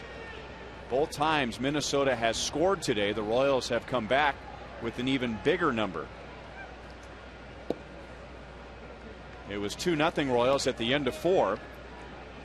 The Twins got a run in the top of the 5th. The Royals responded with 3. Minnesota got one in the top of the 6th, and now the Royals have come back with 2. And that's demoralizing when you're not playing good baseball. You put a run on the board and you give up more runs, so you think you're never going to get this thing turned around. 2 more in this inning with RBIs from Meyer and Aviles.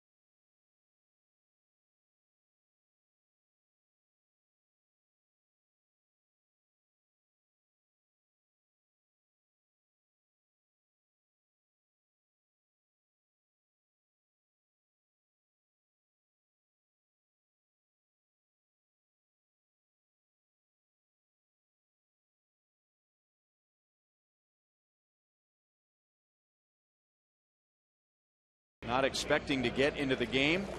Comes in and has a big impact, and Mitch Meyer is today's Miller Lite Taste Greatness moment. Well, Ron, it's all about opportunity, and you never know when it's going to come. Dyson is injured on this slide into second base, and Mitch Meyer was able to come in the game, and he really picks up where Dyson would have left off. He's able to get 3 at-bats, hit a double, a triple, and score 2 runs, and also drove in a run. He had only 5 at-bats before today and 3 today.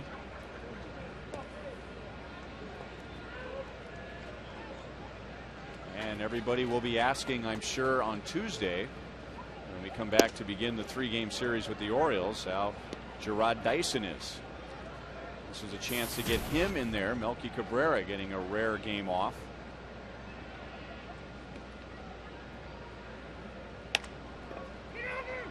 Keela runs to the line, now runs to the bag, and Drew Butera is out number 1.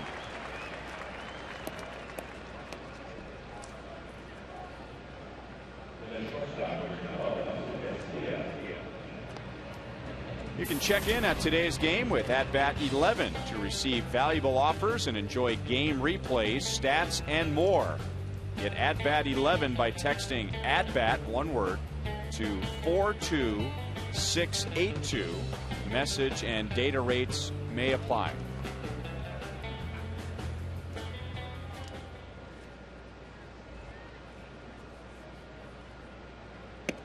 Now Alexi Casilla at the plate, 1 for 2 with an RBI triple, putting an end to an 0 for 11. But at shortstop, it has been an adventure.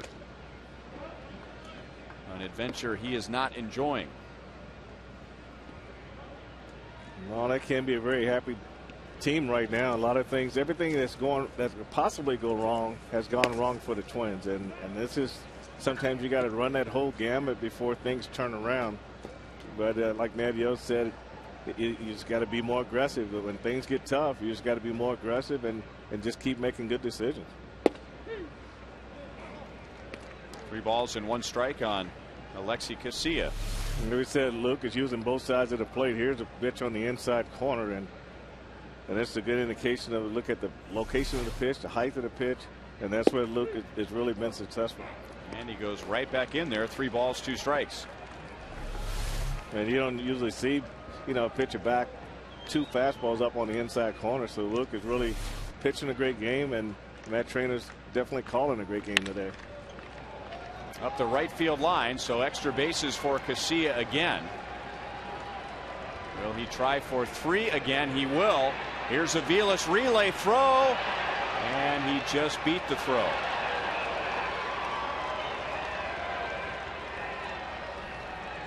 So triples and back-to-back at-bats for Alexi KCA.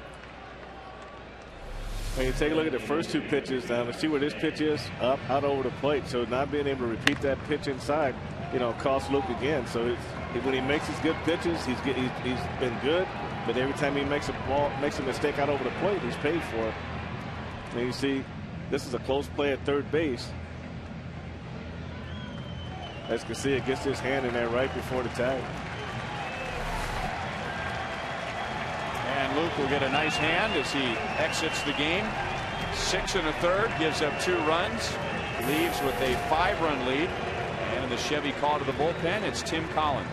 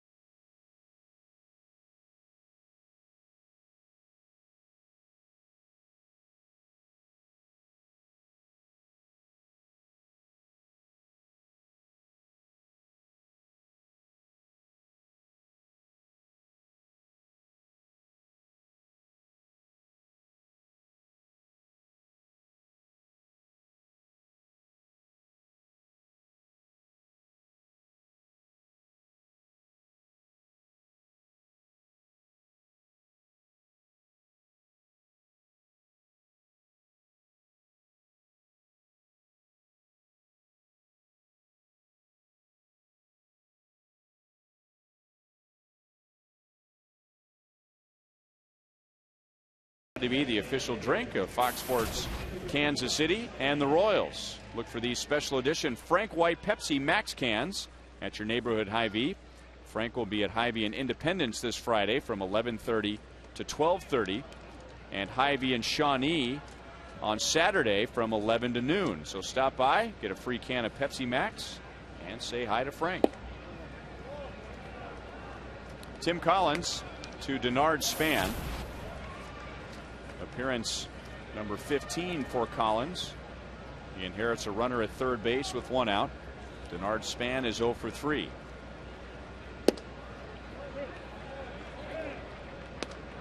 Two balls, no strikes.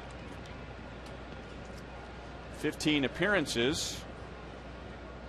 Leads the American League and would be tied for the Major League lead. That'll get a run home, a high bouncer to Aviles. Span is out. He drives in his 6th, and Alexi KCA comes to the plate. It is 7-3.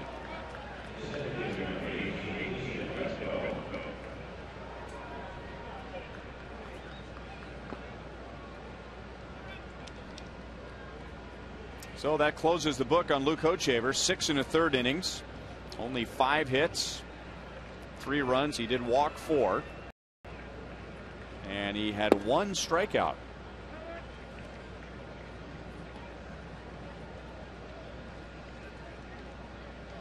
Jason Repko 1 for 3. 1 ball, 1 strike.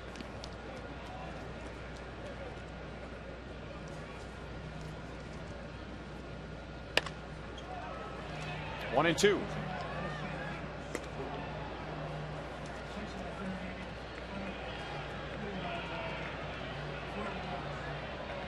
Collins, as you know, is the only lefty the Royals have in the bullpen, but he has been more difficult, surprisingly, on right-hand batters than he has been against the lefties, and it's a pretty wide margin. Her ball is way inside. He gets a left-hand batter in Denard Span here, but lefty's hitting .346, and he is wearing down the righties, holding them to 161. Well, a lot of times you come in with it facing a lefty, they look for that first pitch fastball, and that's what he tries to establish when he comes in. Of late, he's been using his curveball a little bit more, which I think is a good thing for him, being able to come out of the bullpen, throw first pitch breaking ball over the plate, and that number should go down. He gets another right-hand batter in Repko, so he faces 2 and retires 2. Royals lead by 4.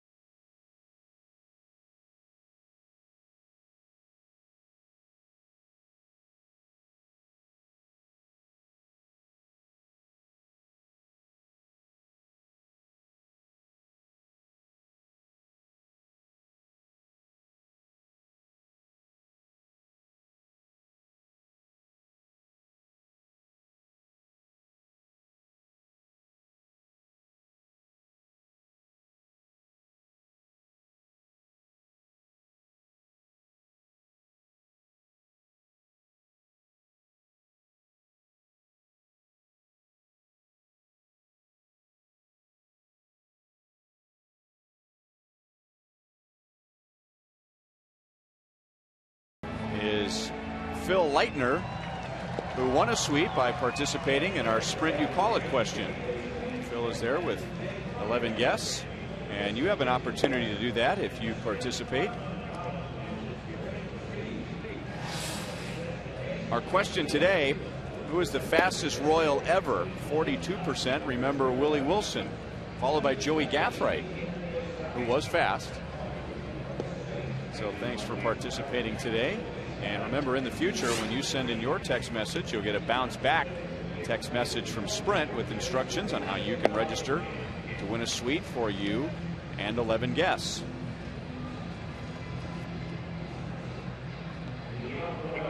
Mitch Meyer, after the injury to Gerard Dyson in the bottom of the first inning, landing heavy on his left ankle, sliding into second. Mitch coming in the top of the second inning. He has 2 extra base hits today, 2 runs scored, and an RBI. Royals with 7 runs, 13 hits in the first 6 innings. Glenn Perkins got the final 2 outs of the 6th, and he'll pitch to Jeff Francoeur, Wilson Betemit, and Kila Kaihue. Francoeur drove in the game's first run with a line drive home run to left field back in the second inning off of Carl Pavano. All 7 runs charged to Pavano. He gave up 12 hits. One of the runs was unearned. Now Francoeur to left field again, into the corner, and hooking foul.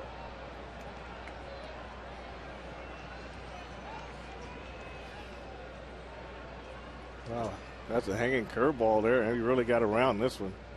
And you never know in that left field corner here at Kauffman Stadium. That will come back on you, that's for sure.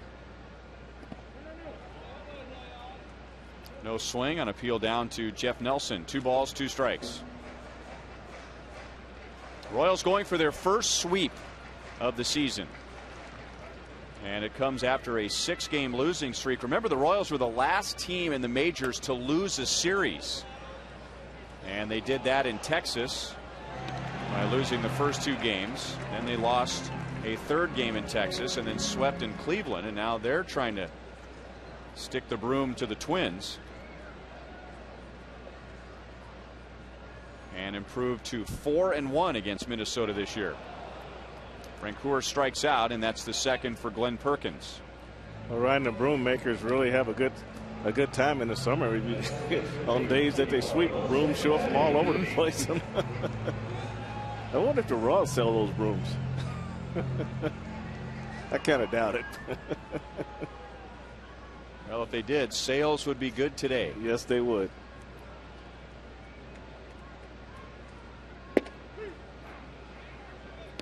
The first 6 hitters in the Royals lineup have driven in runs. Wilson Betemit is 1 for 3 with an RBI single, and he has hit in 6 straight games.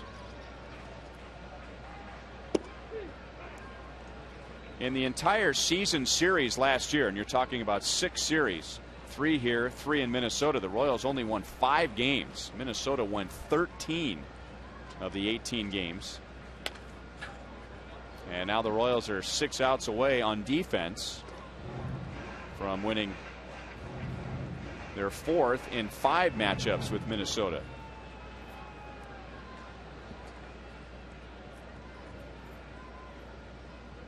That's a free pitch, and Perkins missed the strike zone. And Tim Cheetah lifted his leg to Betemit as if to say, hey, he was in his motion.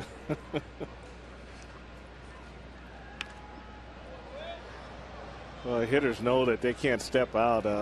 You know, a lot of the umpires aren't spontaneous. You call timeout, you step out. Their mind is somewhere else. So you have to actually hear them say timeout before you give up on that pitch.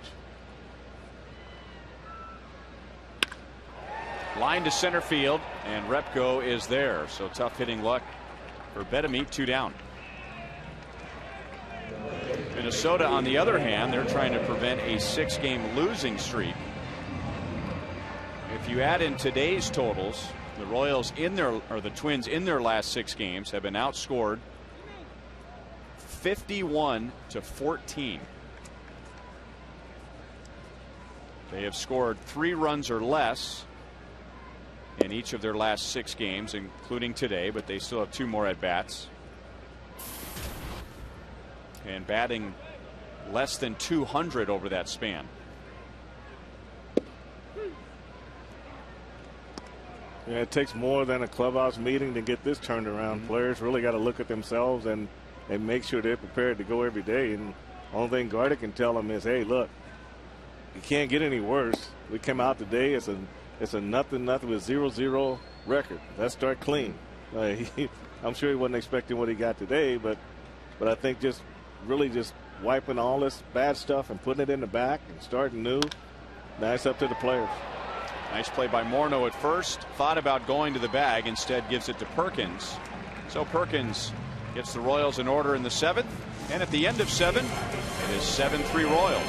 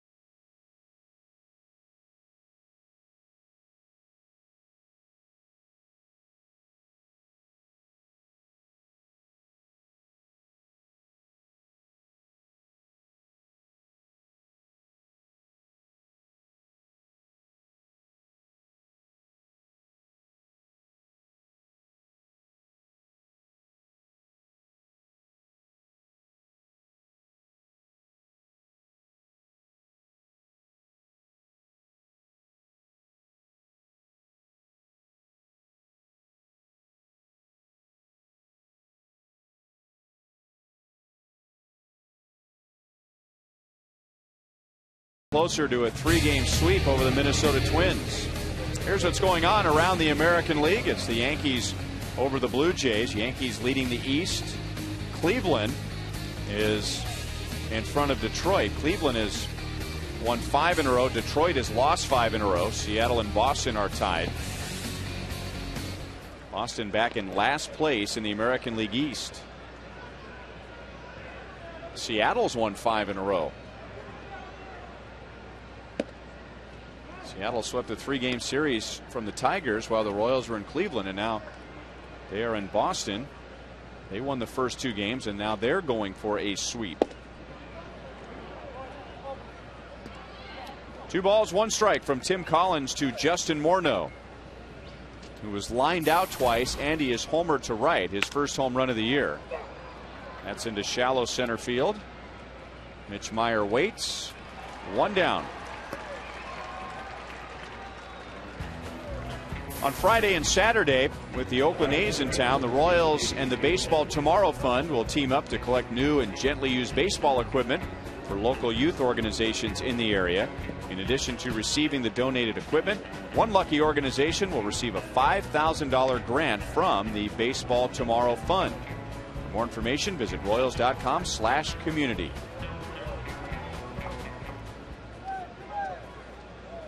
So Tim Collins has faced 3 and retired 3. Ball 1 to Jason Kubel. Luke Hochevar, 6 1/3 innings, gave up 3 runs, 5 hits, going for his 3rd win of the year.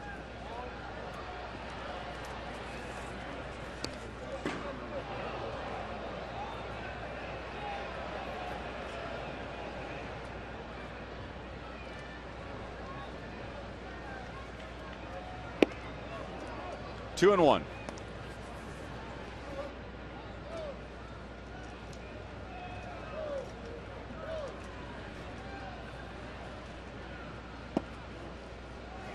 Three balls, 1 strike.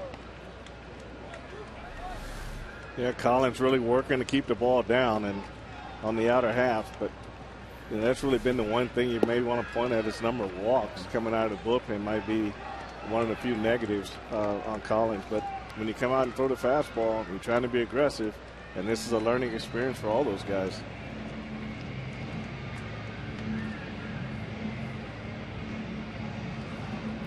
Danny Valencia, right-hand batter, is coming up. Ned Yost is out of the dugout. You know, something I notice about Tim Collins and why he might be pitching righties better than lefties, he is way over on the third base side of the rubber, so it's difficult for him. That's a tough angle for him to throw inside to a left-hand batter. But it's easier for him to throw inside to a right-hand batter. Aaron Crow will replace him with 1 on, 1 out.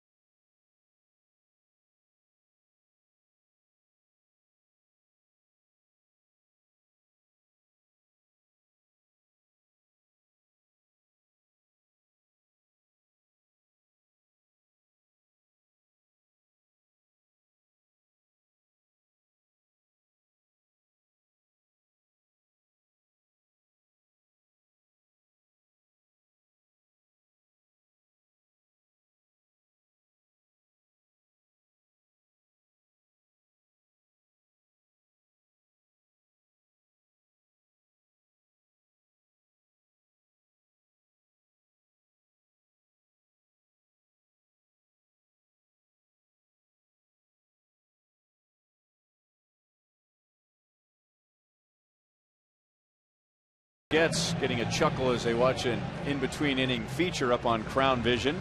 Tim Collins faces 4, retires 3, leaves a runner on first base as Aaron Crow comes on to face Danny Valencia. So 11 appearances now and 13 2/3 scoreless innings. 7 hits in 13 2/3, 14 strikeouts. And that second to bottom category, first batter efficiency, 100%. So he has retired every first batter he has faced. And opponent's BA 152. So it's not just Twins fans who are crying when they face Aaron Crow. It's been everybody in the American League.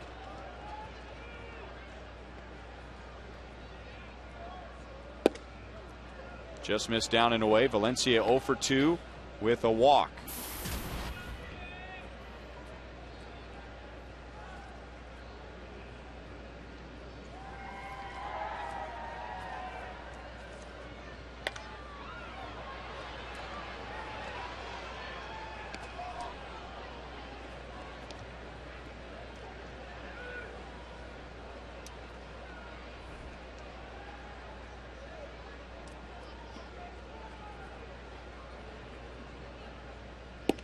Because it's May the 1st, that means members of the media vote on the Royals Player of the Month, also vote for the American League Player of the Month, Pitcher of the Month, Rookie of the Month. And Aaron Crow might get some consideration for American League Rookie of the Month. Alex Gordon certainly will get consideration for American League Player of the Month, as well as Royals Player of the Month. Jeff Francoeur comes way up in right field and retires Danny Valencia.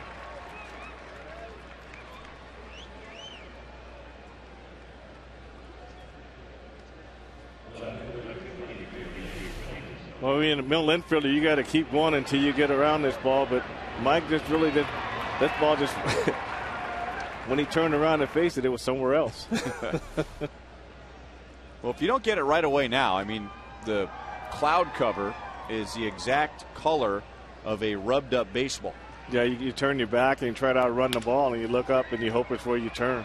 Escobar has a ground ball that leads him right to the bag, so Aaron Crow gets the job done again.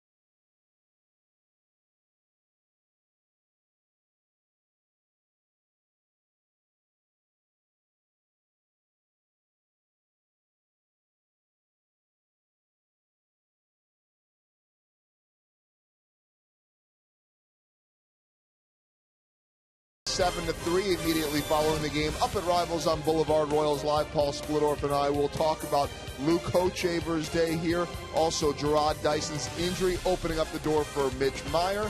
We'll hear from Ned Yost, reaction, and much more coming up as the Royals look for a rare sweep in 3-game fashion of the Twins here at Kauffman Stadium. That and more coming up, guys. All right, thank you, Joel. Here's a familiar face, Dusty Hughes, who pitched last year and the year before with the Royals, originally out of the Royals system. So he comes on to get Matt Trainer, Alcides Escobar, and Mitch Meyer. Second appearance for Dusty against his former team. He pitched against the Royals back in Minnesota and came on in the 10th inning in what had ended up being a Minnesota extra inning win. And it wasn't his pitching that stood out, it was his defense. Now that's the cat-like quickness right there. That was a soft liner off the bat of Alex Gordon. Yep, yeah, that's Dusty. He say that was cat-like quickness.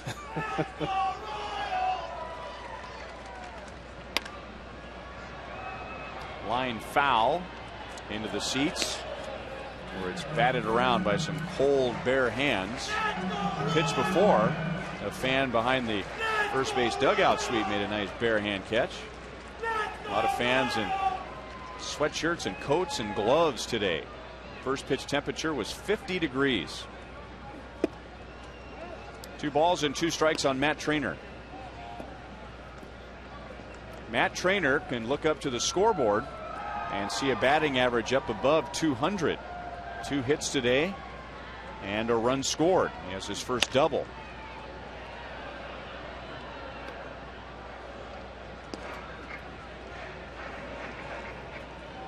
Dusty Hughes pitched in a combined 65 games for the Royals in 09 and last year. Made his big league debut in September of 2009. Pitched in 8 games that year and then 57 last year. An ERA just a shade over 4. Royals took him in the 11th round back in 2003 out of Delta State University in Mississippi.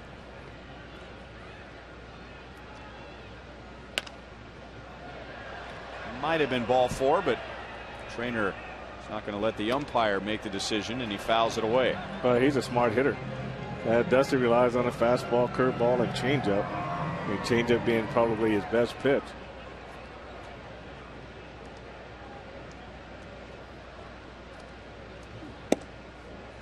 That time he takes ball 4. Royals have had the leadoff man on all day. In fact, 6 of 8 innings. So he's on. And now Alcides Escobar, 1 for 3 at the plate. And in the field, he has today's Chevy play of the game. Well, Ronnie continues to get better and better, and you see him come in. You won't see a finer one barehanded play than this. You know, he made it like a third baseman coming in to field a bunt play.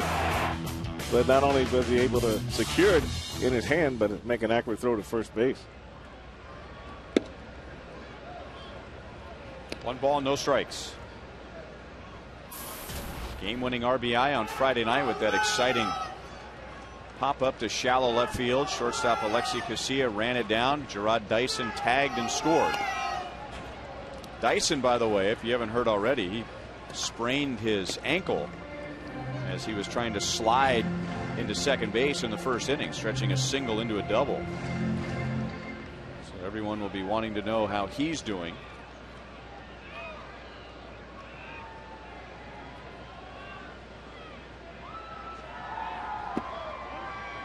Two balls and 1 strike. Royals scored all 7 runs against Carl Pavano, who was hoping to win his 100th career game today. 7 runs, 12 hits against Pavano. Then Glenn Perkins turned in an inning and 2/3 scoreless. 2-2 on Escobar.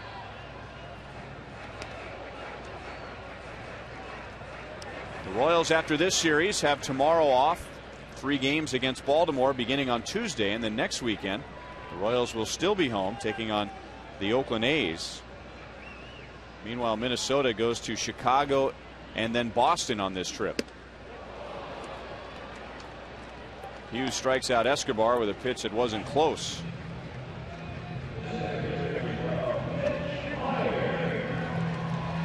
So here's Mitch Meyer, who got an opportunity to play today after Dyson rolled the ankle in the first inning. Well, you can see him making a good turn right there, but here he just seemed to have some indecision on whether he wanted to go head first or which way he wanted to slide. And when you do that, you run the risk of coming up injured. But, you know, give some pat on the back to Ned Yost today, because he could have easily put Cabrera back in the game. As we take another look at Dyson, you know, just out of control really in that situation. But Ned could have put Cabrera back in the game, but he chose to go with Mitch Meyer, and Mitch has rewarded him very handsomely today. 2 extra base hits. A double, a triple, 2 runs scored. He has driven in a run. One of 6 Royals to drive in a run today. And now 2 balls and 1 strike. Before today, and we're talking about game number 28, Meyer only had 5 at-bats. And this is his 4th in this game alone.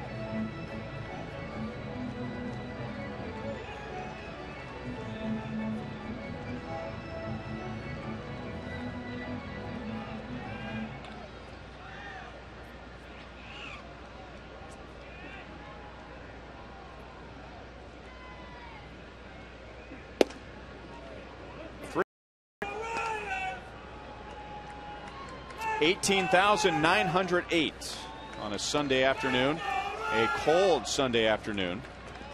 Series began on Friday night in front of 31,000. Wonderful weather the first 2 games in the 70s. Last night 22,000, and now bundled up 18,908 today.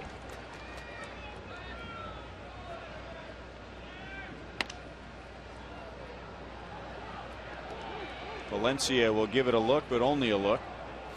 And Meyer's still live at 3-2. Yeah, good crowds on the homestand so far.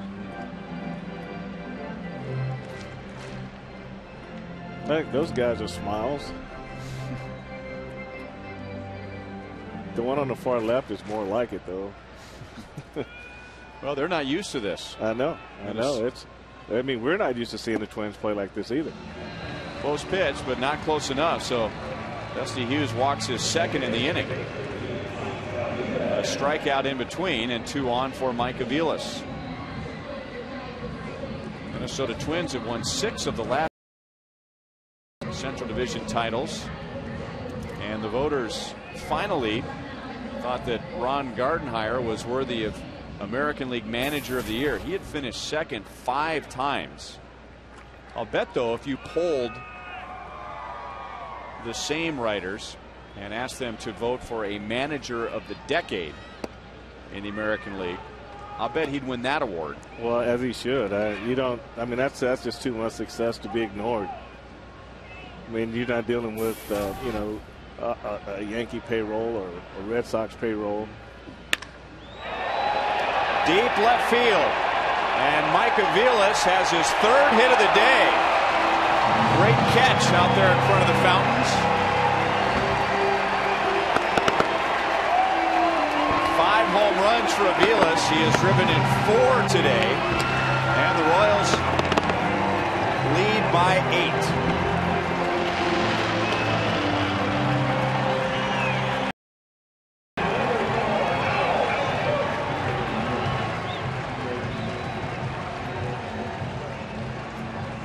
Dusty Hughes, after walking Meyer, decides he's going to throw a strike, and he threw a fastball. It was up in the zone where Mike Aviles likes it, down the middle of the plate, and Mike was able to turn on it and drive it deep into left center field.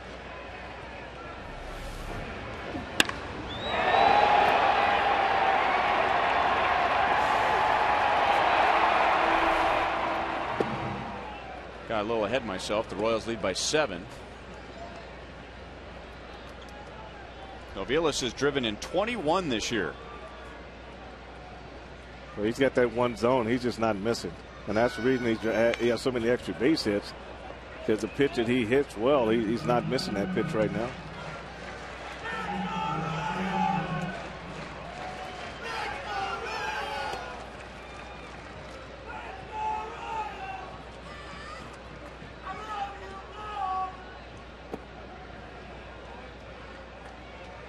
Alex today is hitless, but he has driven in a run, his 20th of the year. So Mike Aviles now is tied with Jeff Francoeur for the team lead with 21 driven in, and now Alex has a hit, his 38th of the year, and he's into second base with 1 out.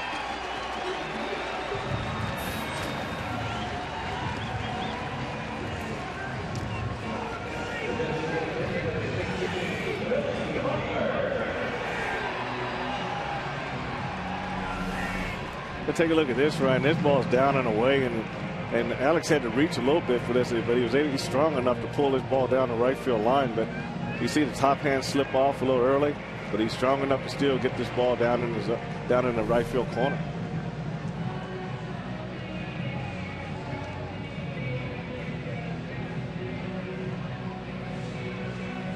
It'll be Alex Burnett with a runner at second, 1 out.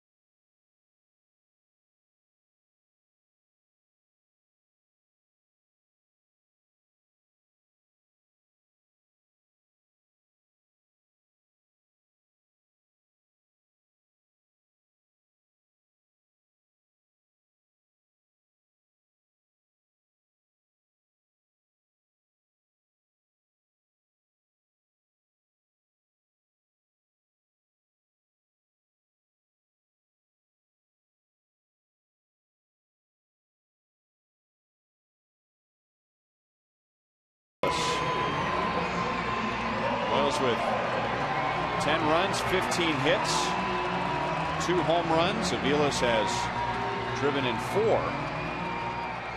So Dusty Hughes against his former team.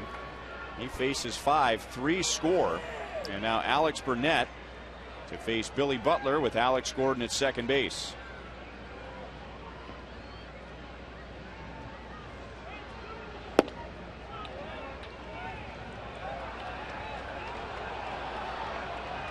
Alex will stay at second in a 7-run game.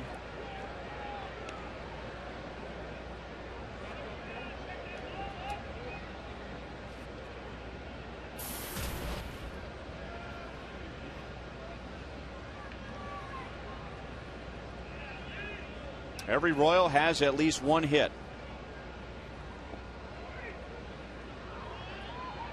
7 of the 9 Royals have at least a run scored or an RBI. Mitch Meyer, 3 runs scored, an RBI. Mike Aviles, 2 runs scored, 4 RBIs. Alex Gordon has driven in a run. Billy Butler has scored twice. He has an RBI. Francoeur, a run scored and an RBI. Betemit, an RBI. Trainer has scored twice.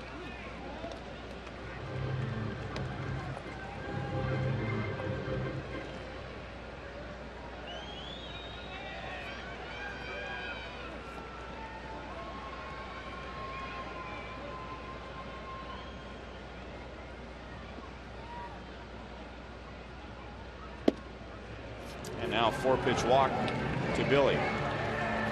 So 3 walks in the inning. This game looks a lot like the game last night, where for a while it was a close game, and then the game just falling apart for Minnesota, and the Royals taking every advantage that is presented to them, and not one of those pitches was close to the strike zone from Burnett.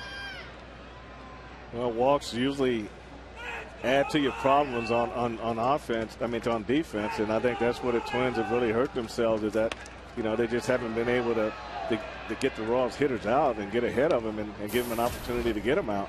And the Royals have capitalized when they've been ahead in the count on their mistakes, because they have to throw the ball in there. It was a 1-run game on Friday. It was a 3-2 game going into the bottom of the 8th last night when the Royals scored 8. And it was a 2-1 game going into the bottom of the 5th today. Low throw is handled by Morneau. So the inning is over. Mike Aviles hits a 3-run home run. He's had a big day. A bunt single, a stolen base, and a run scored in the 5th. RBI single in the 6th, and a 3-run bomb here in the 8th.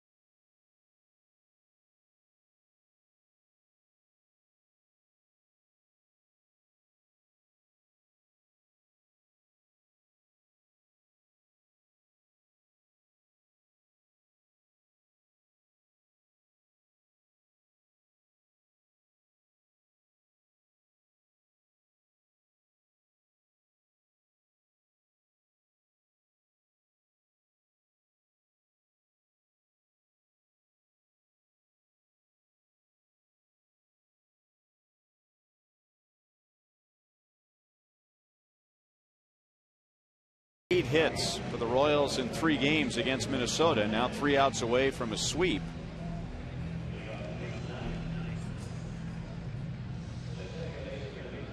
And Lewis Coleman will come on for the top of the 9th inning. So Luke Kochaver 3 outs away from his 3rd win. Tim Collins and Aaron Crow with an inning and 2/3 scoreless, and now Coleman to Luke Hughes, Drew Butera, and AT KCA.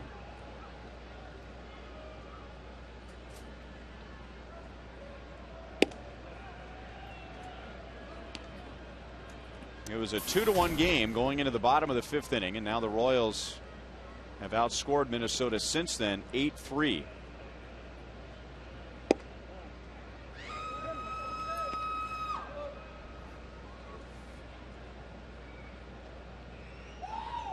So it had all the makings of a typical Royals Twins series with close games being decided late.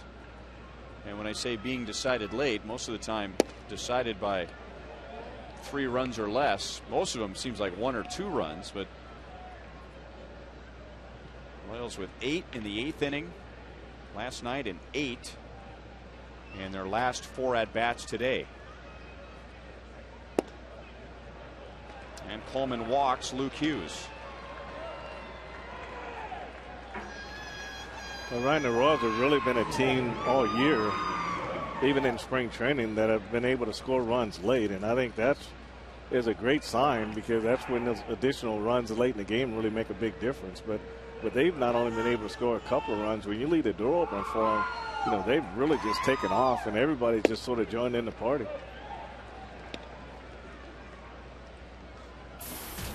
Drew Butera 0 for 2 with a walk and a run scored, 0 for his last 17.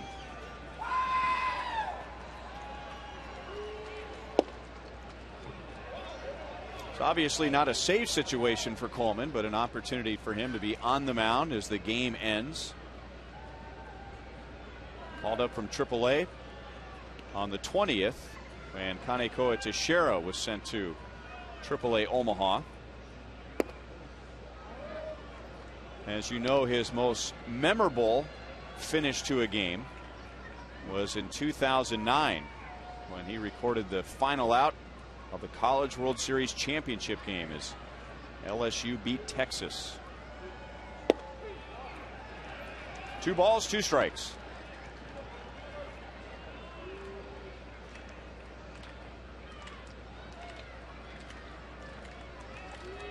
Royals took him that year in the 5th round.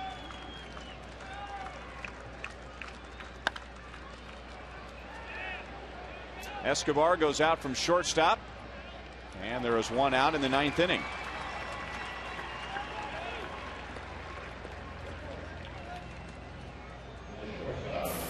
Royals have a day off tomorrow, and then on Tuesday the Baltimore Orioles will be in town for 3. Jeff Francis still going for his first win against Brad Bergeson. Both pitchers are 0-3. Baltimore, after getting off to a fast start, they entered today at 12-13.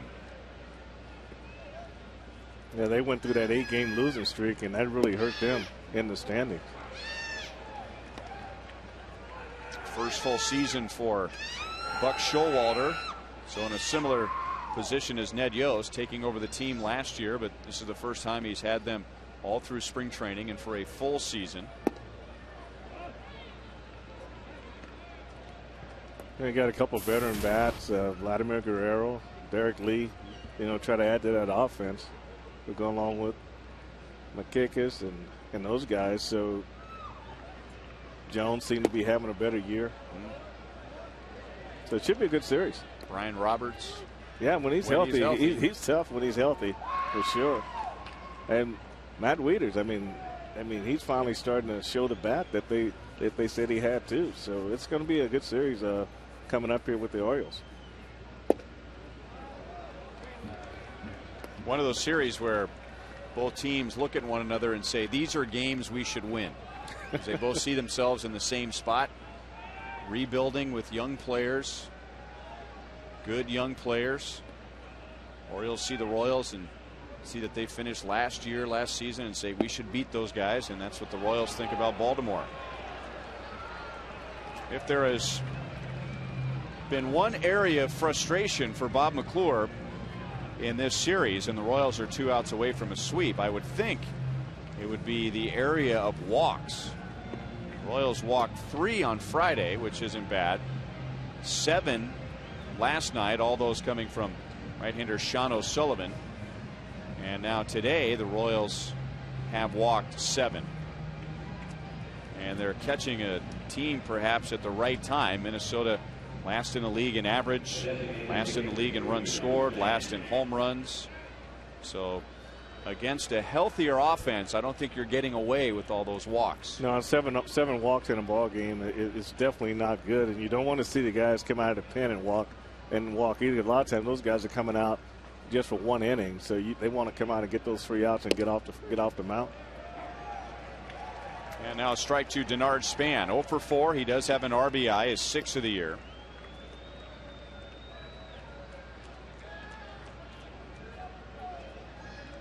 Royals have held down the Minnesota leadoff hitter to 1 for 11 in this series.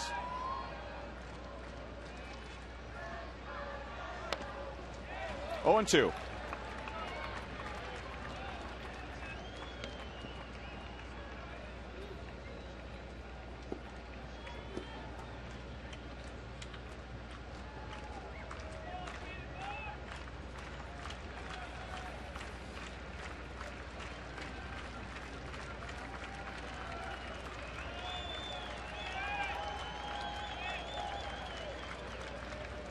We opened our telecast today talking about the Royals bullpen and how successful they've been lately. And if you add in the numbers today, Tim Collins, Aaron Crow, and Coleman, who's recorded 1 out, the bullpen in the last 18 1/3 innings, no earned runs and 16 strikeouts.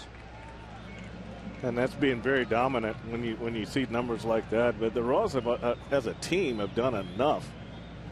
Going from spring training to this point in the season, they've taken their lumps on the road. They bounced back in this series. They've done enough where their confidence level has got to be really high.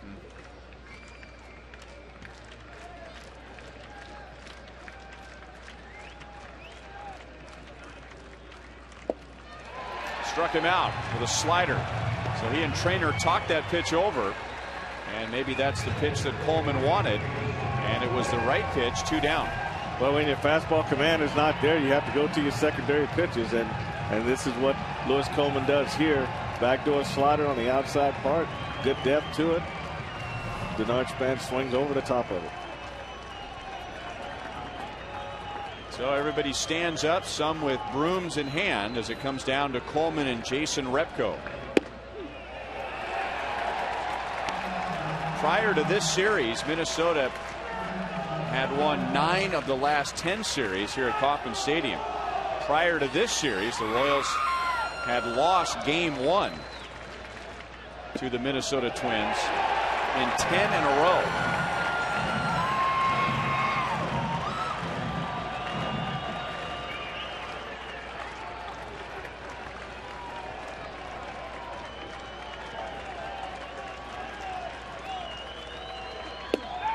Repko tried to turn into it. 1 ball, 2 strikes.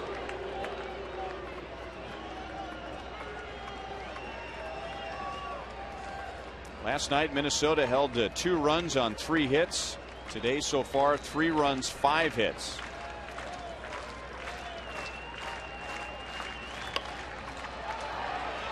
That is backing out of play.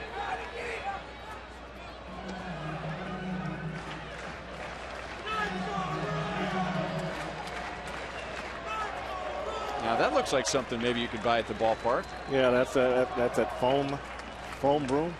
I don't know if that'll work in the kitchen at home, but it works here at Kauffman Stadium over the weekend.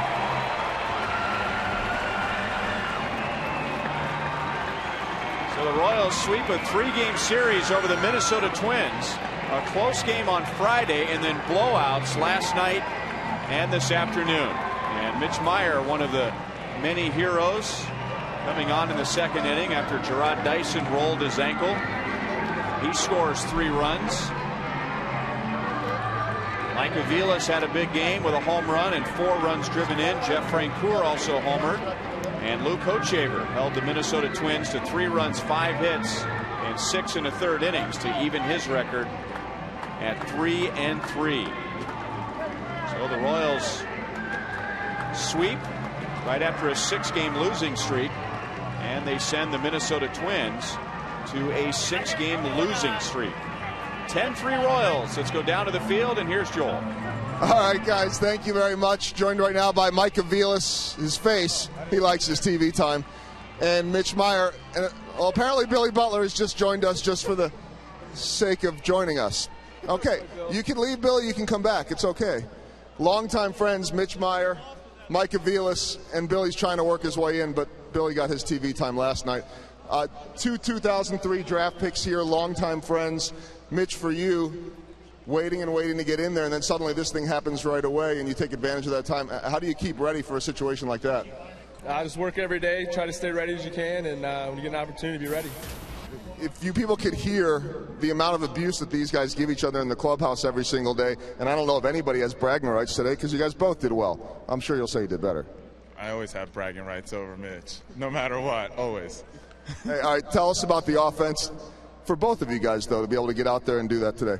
Yeah, I mean, it was just going out there trying to put some runs on the board for Hoach. He pitched well, and when they go out there and they're pitching their butt off, we got to go out there and do our job, and we were fortunate to get a couple runs. Both of you have been in this organization a long time. You've seen the Twins play very well against the Royals. This is the first time that you've swept them in a 3-game series here in Kansas City since 1994. What's it like to be on the other side of that for a change? We've seen it on the other hand for quite some time, and it's nice to get out here and get some wins this series. How about getting in a groove for you, too? I mean, you talked about getting all that work in, but it's tough to duplicate game situations. How comfortable did you feel as you get that double and triple today? Yeah, as the season goes on and, I get a few more bats here and there, and I work every day trying to simulate game situations. So to get in there, and I actually felt, pretty comfortable today and was able to contribute. Mr. RBI man over here as well now, suddenly. Going up against... Suddenly? All right, fine. You're a big RBI guy. Always has been, too. Going up against another former draft classmate in Dusty Hughes. How strange was that to face him and now have bragging rights over him? It was definitely it was bittersweet. You want to hit the ball good, but he is also a really good friend, and it was a ball that was over the plate, and I got lucky, I guess. Good job. Are you going to take it easy on Mitch from now on? Absolutely not. And are you going to continue to put up with this? I never put up with it. You just don't get to see what happens after. There we go. On that, Mike has ended the interview. Mitch, thanks for sticking around. No problem, Joel. There you go. Mitch Meyer and Mike Aviles, always a ride in the clubhouse, and both contributing a lot today, guys. Yes, they did. Mike Aviles and Joel called him the RBI man suddenly, and he had 4. So he is tied for the team lead with Jeff Francoeur, 3 coming on this home run.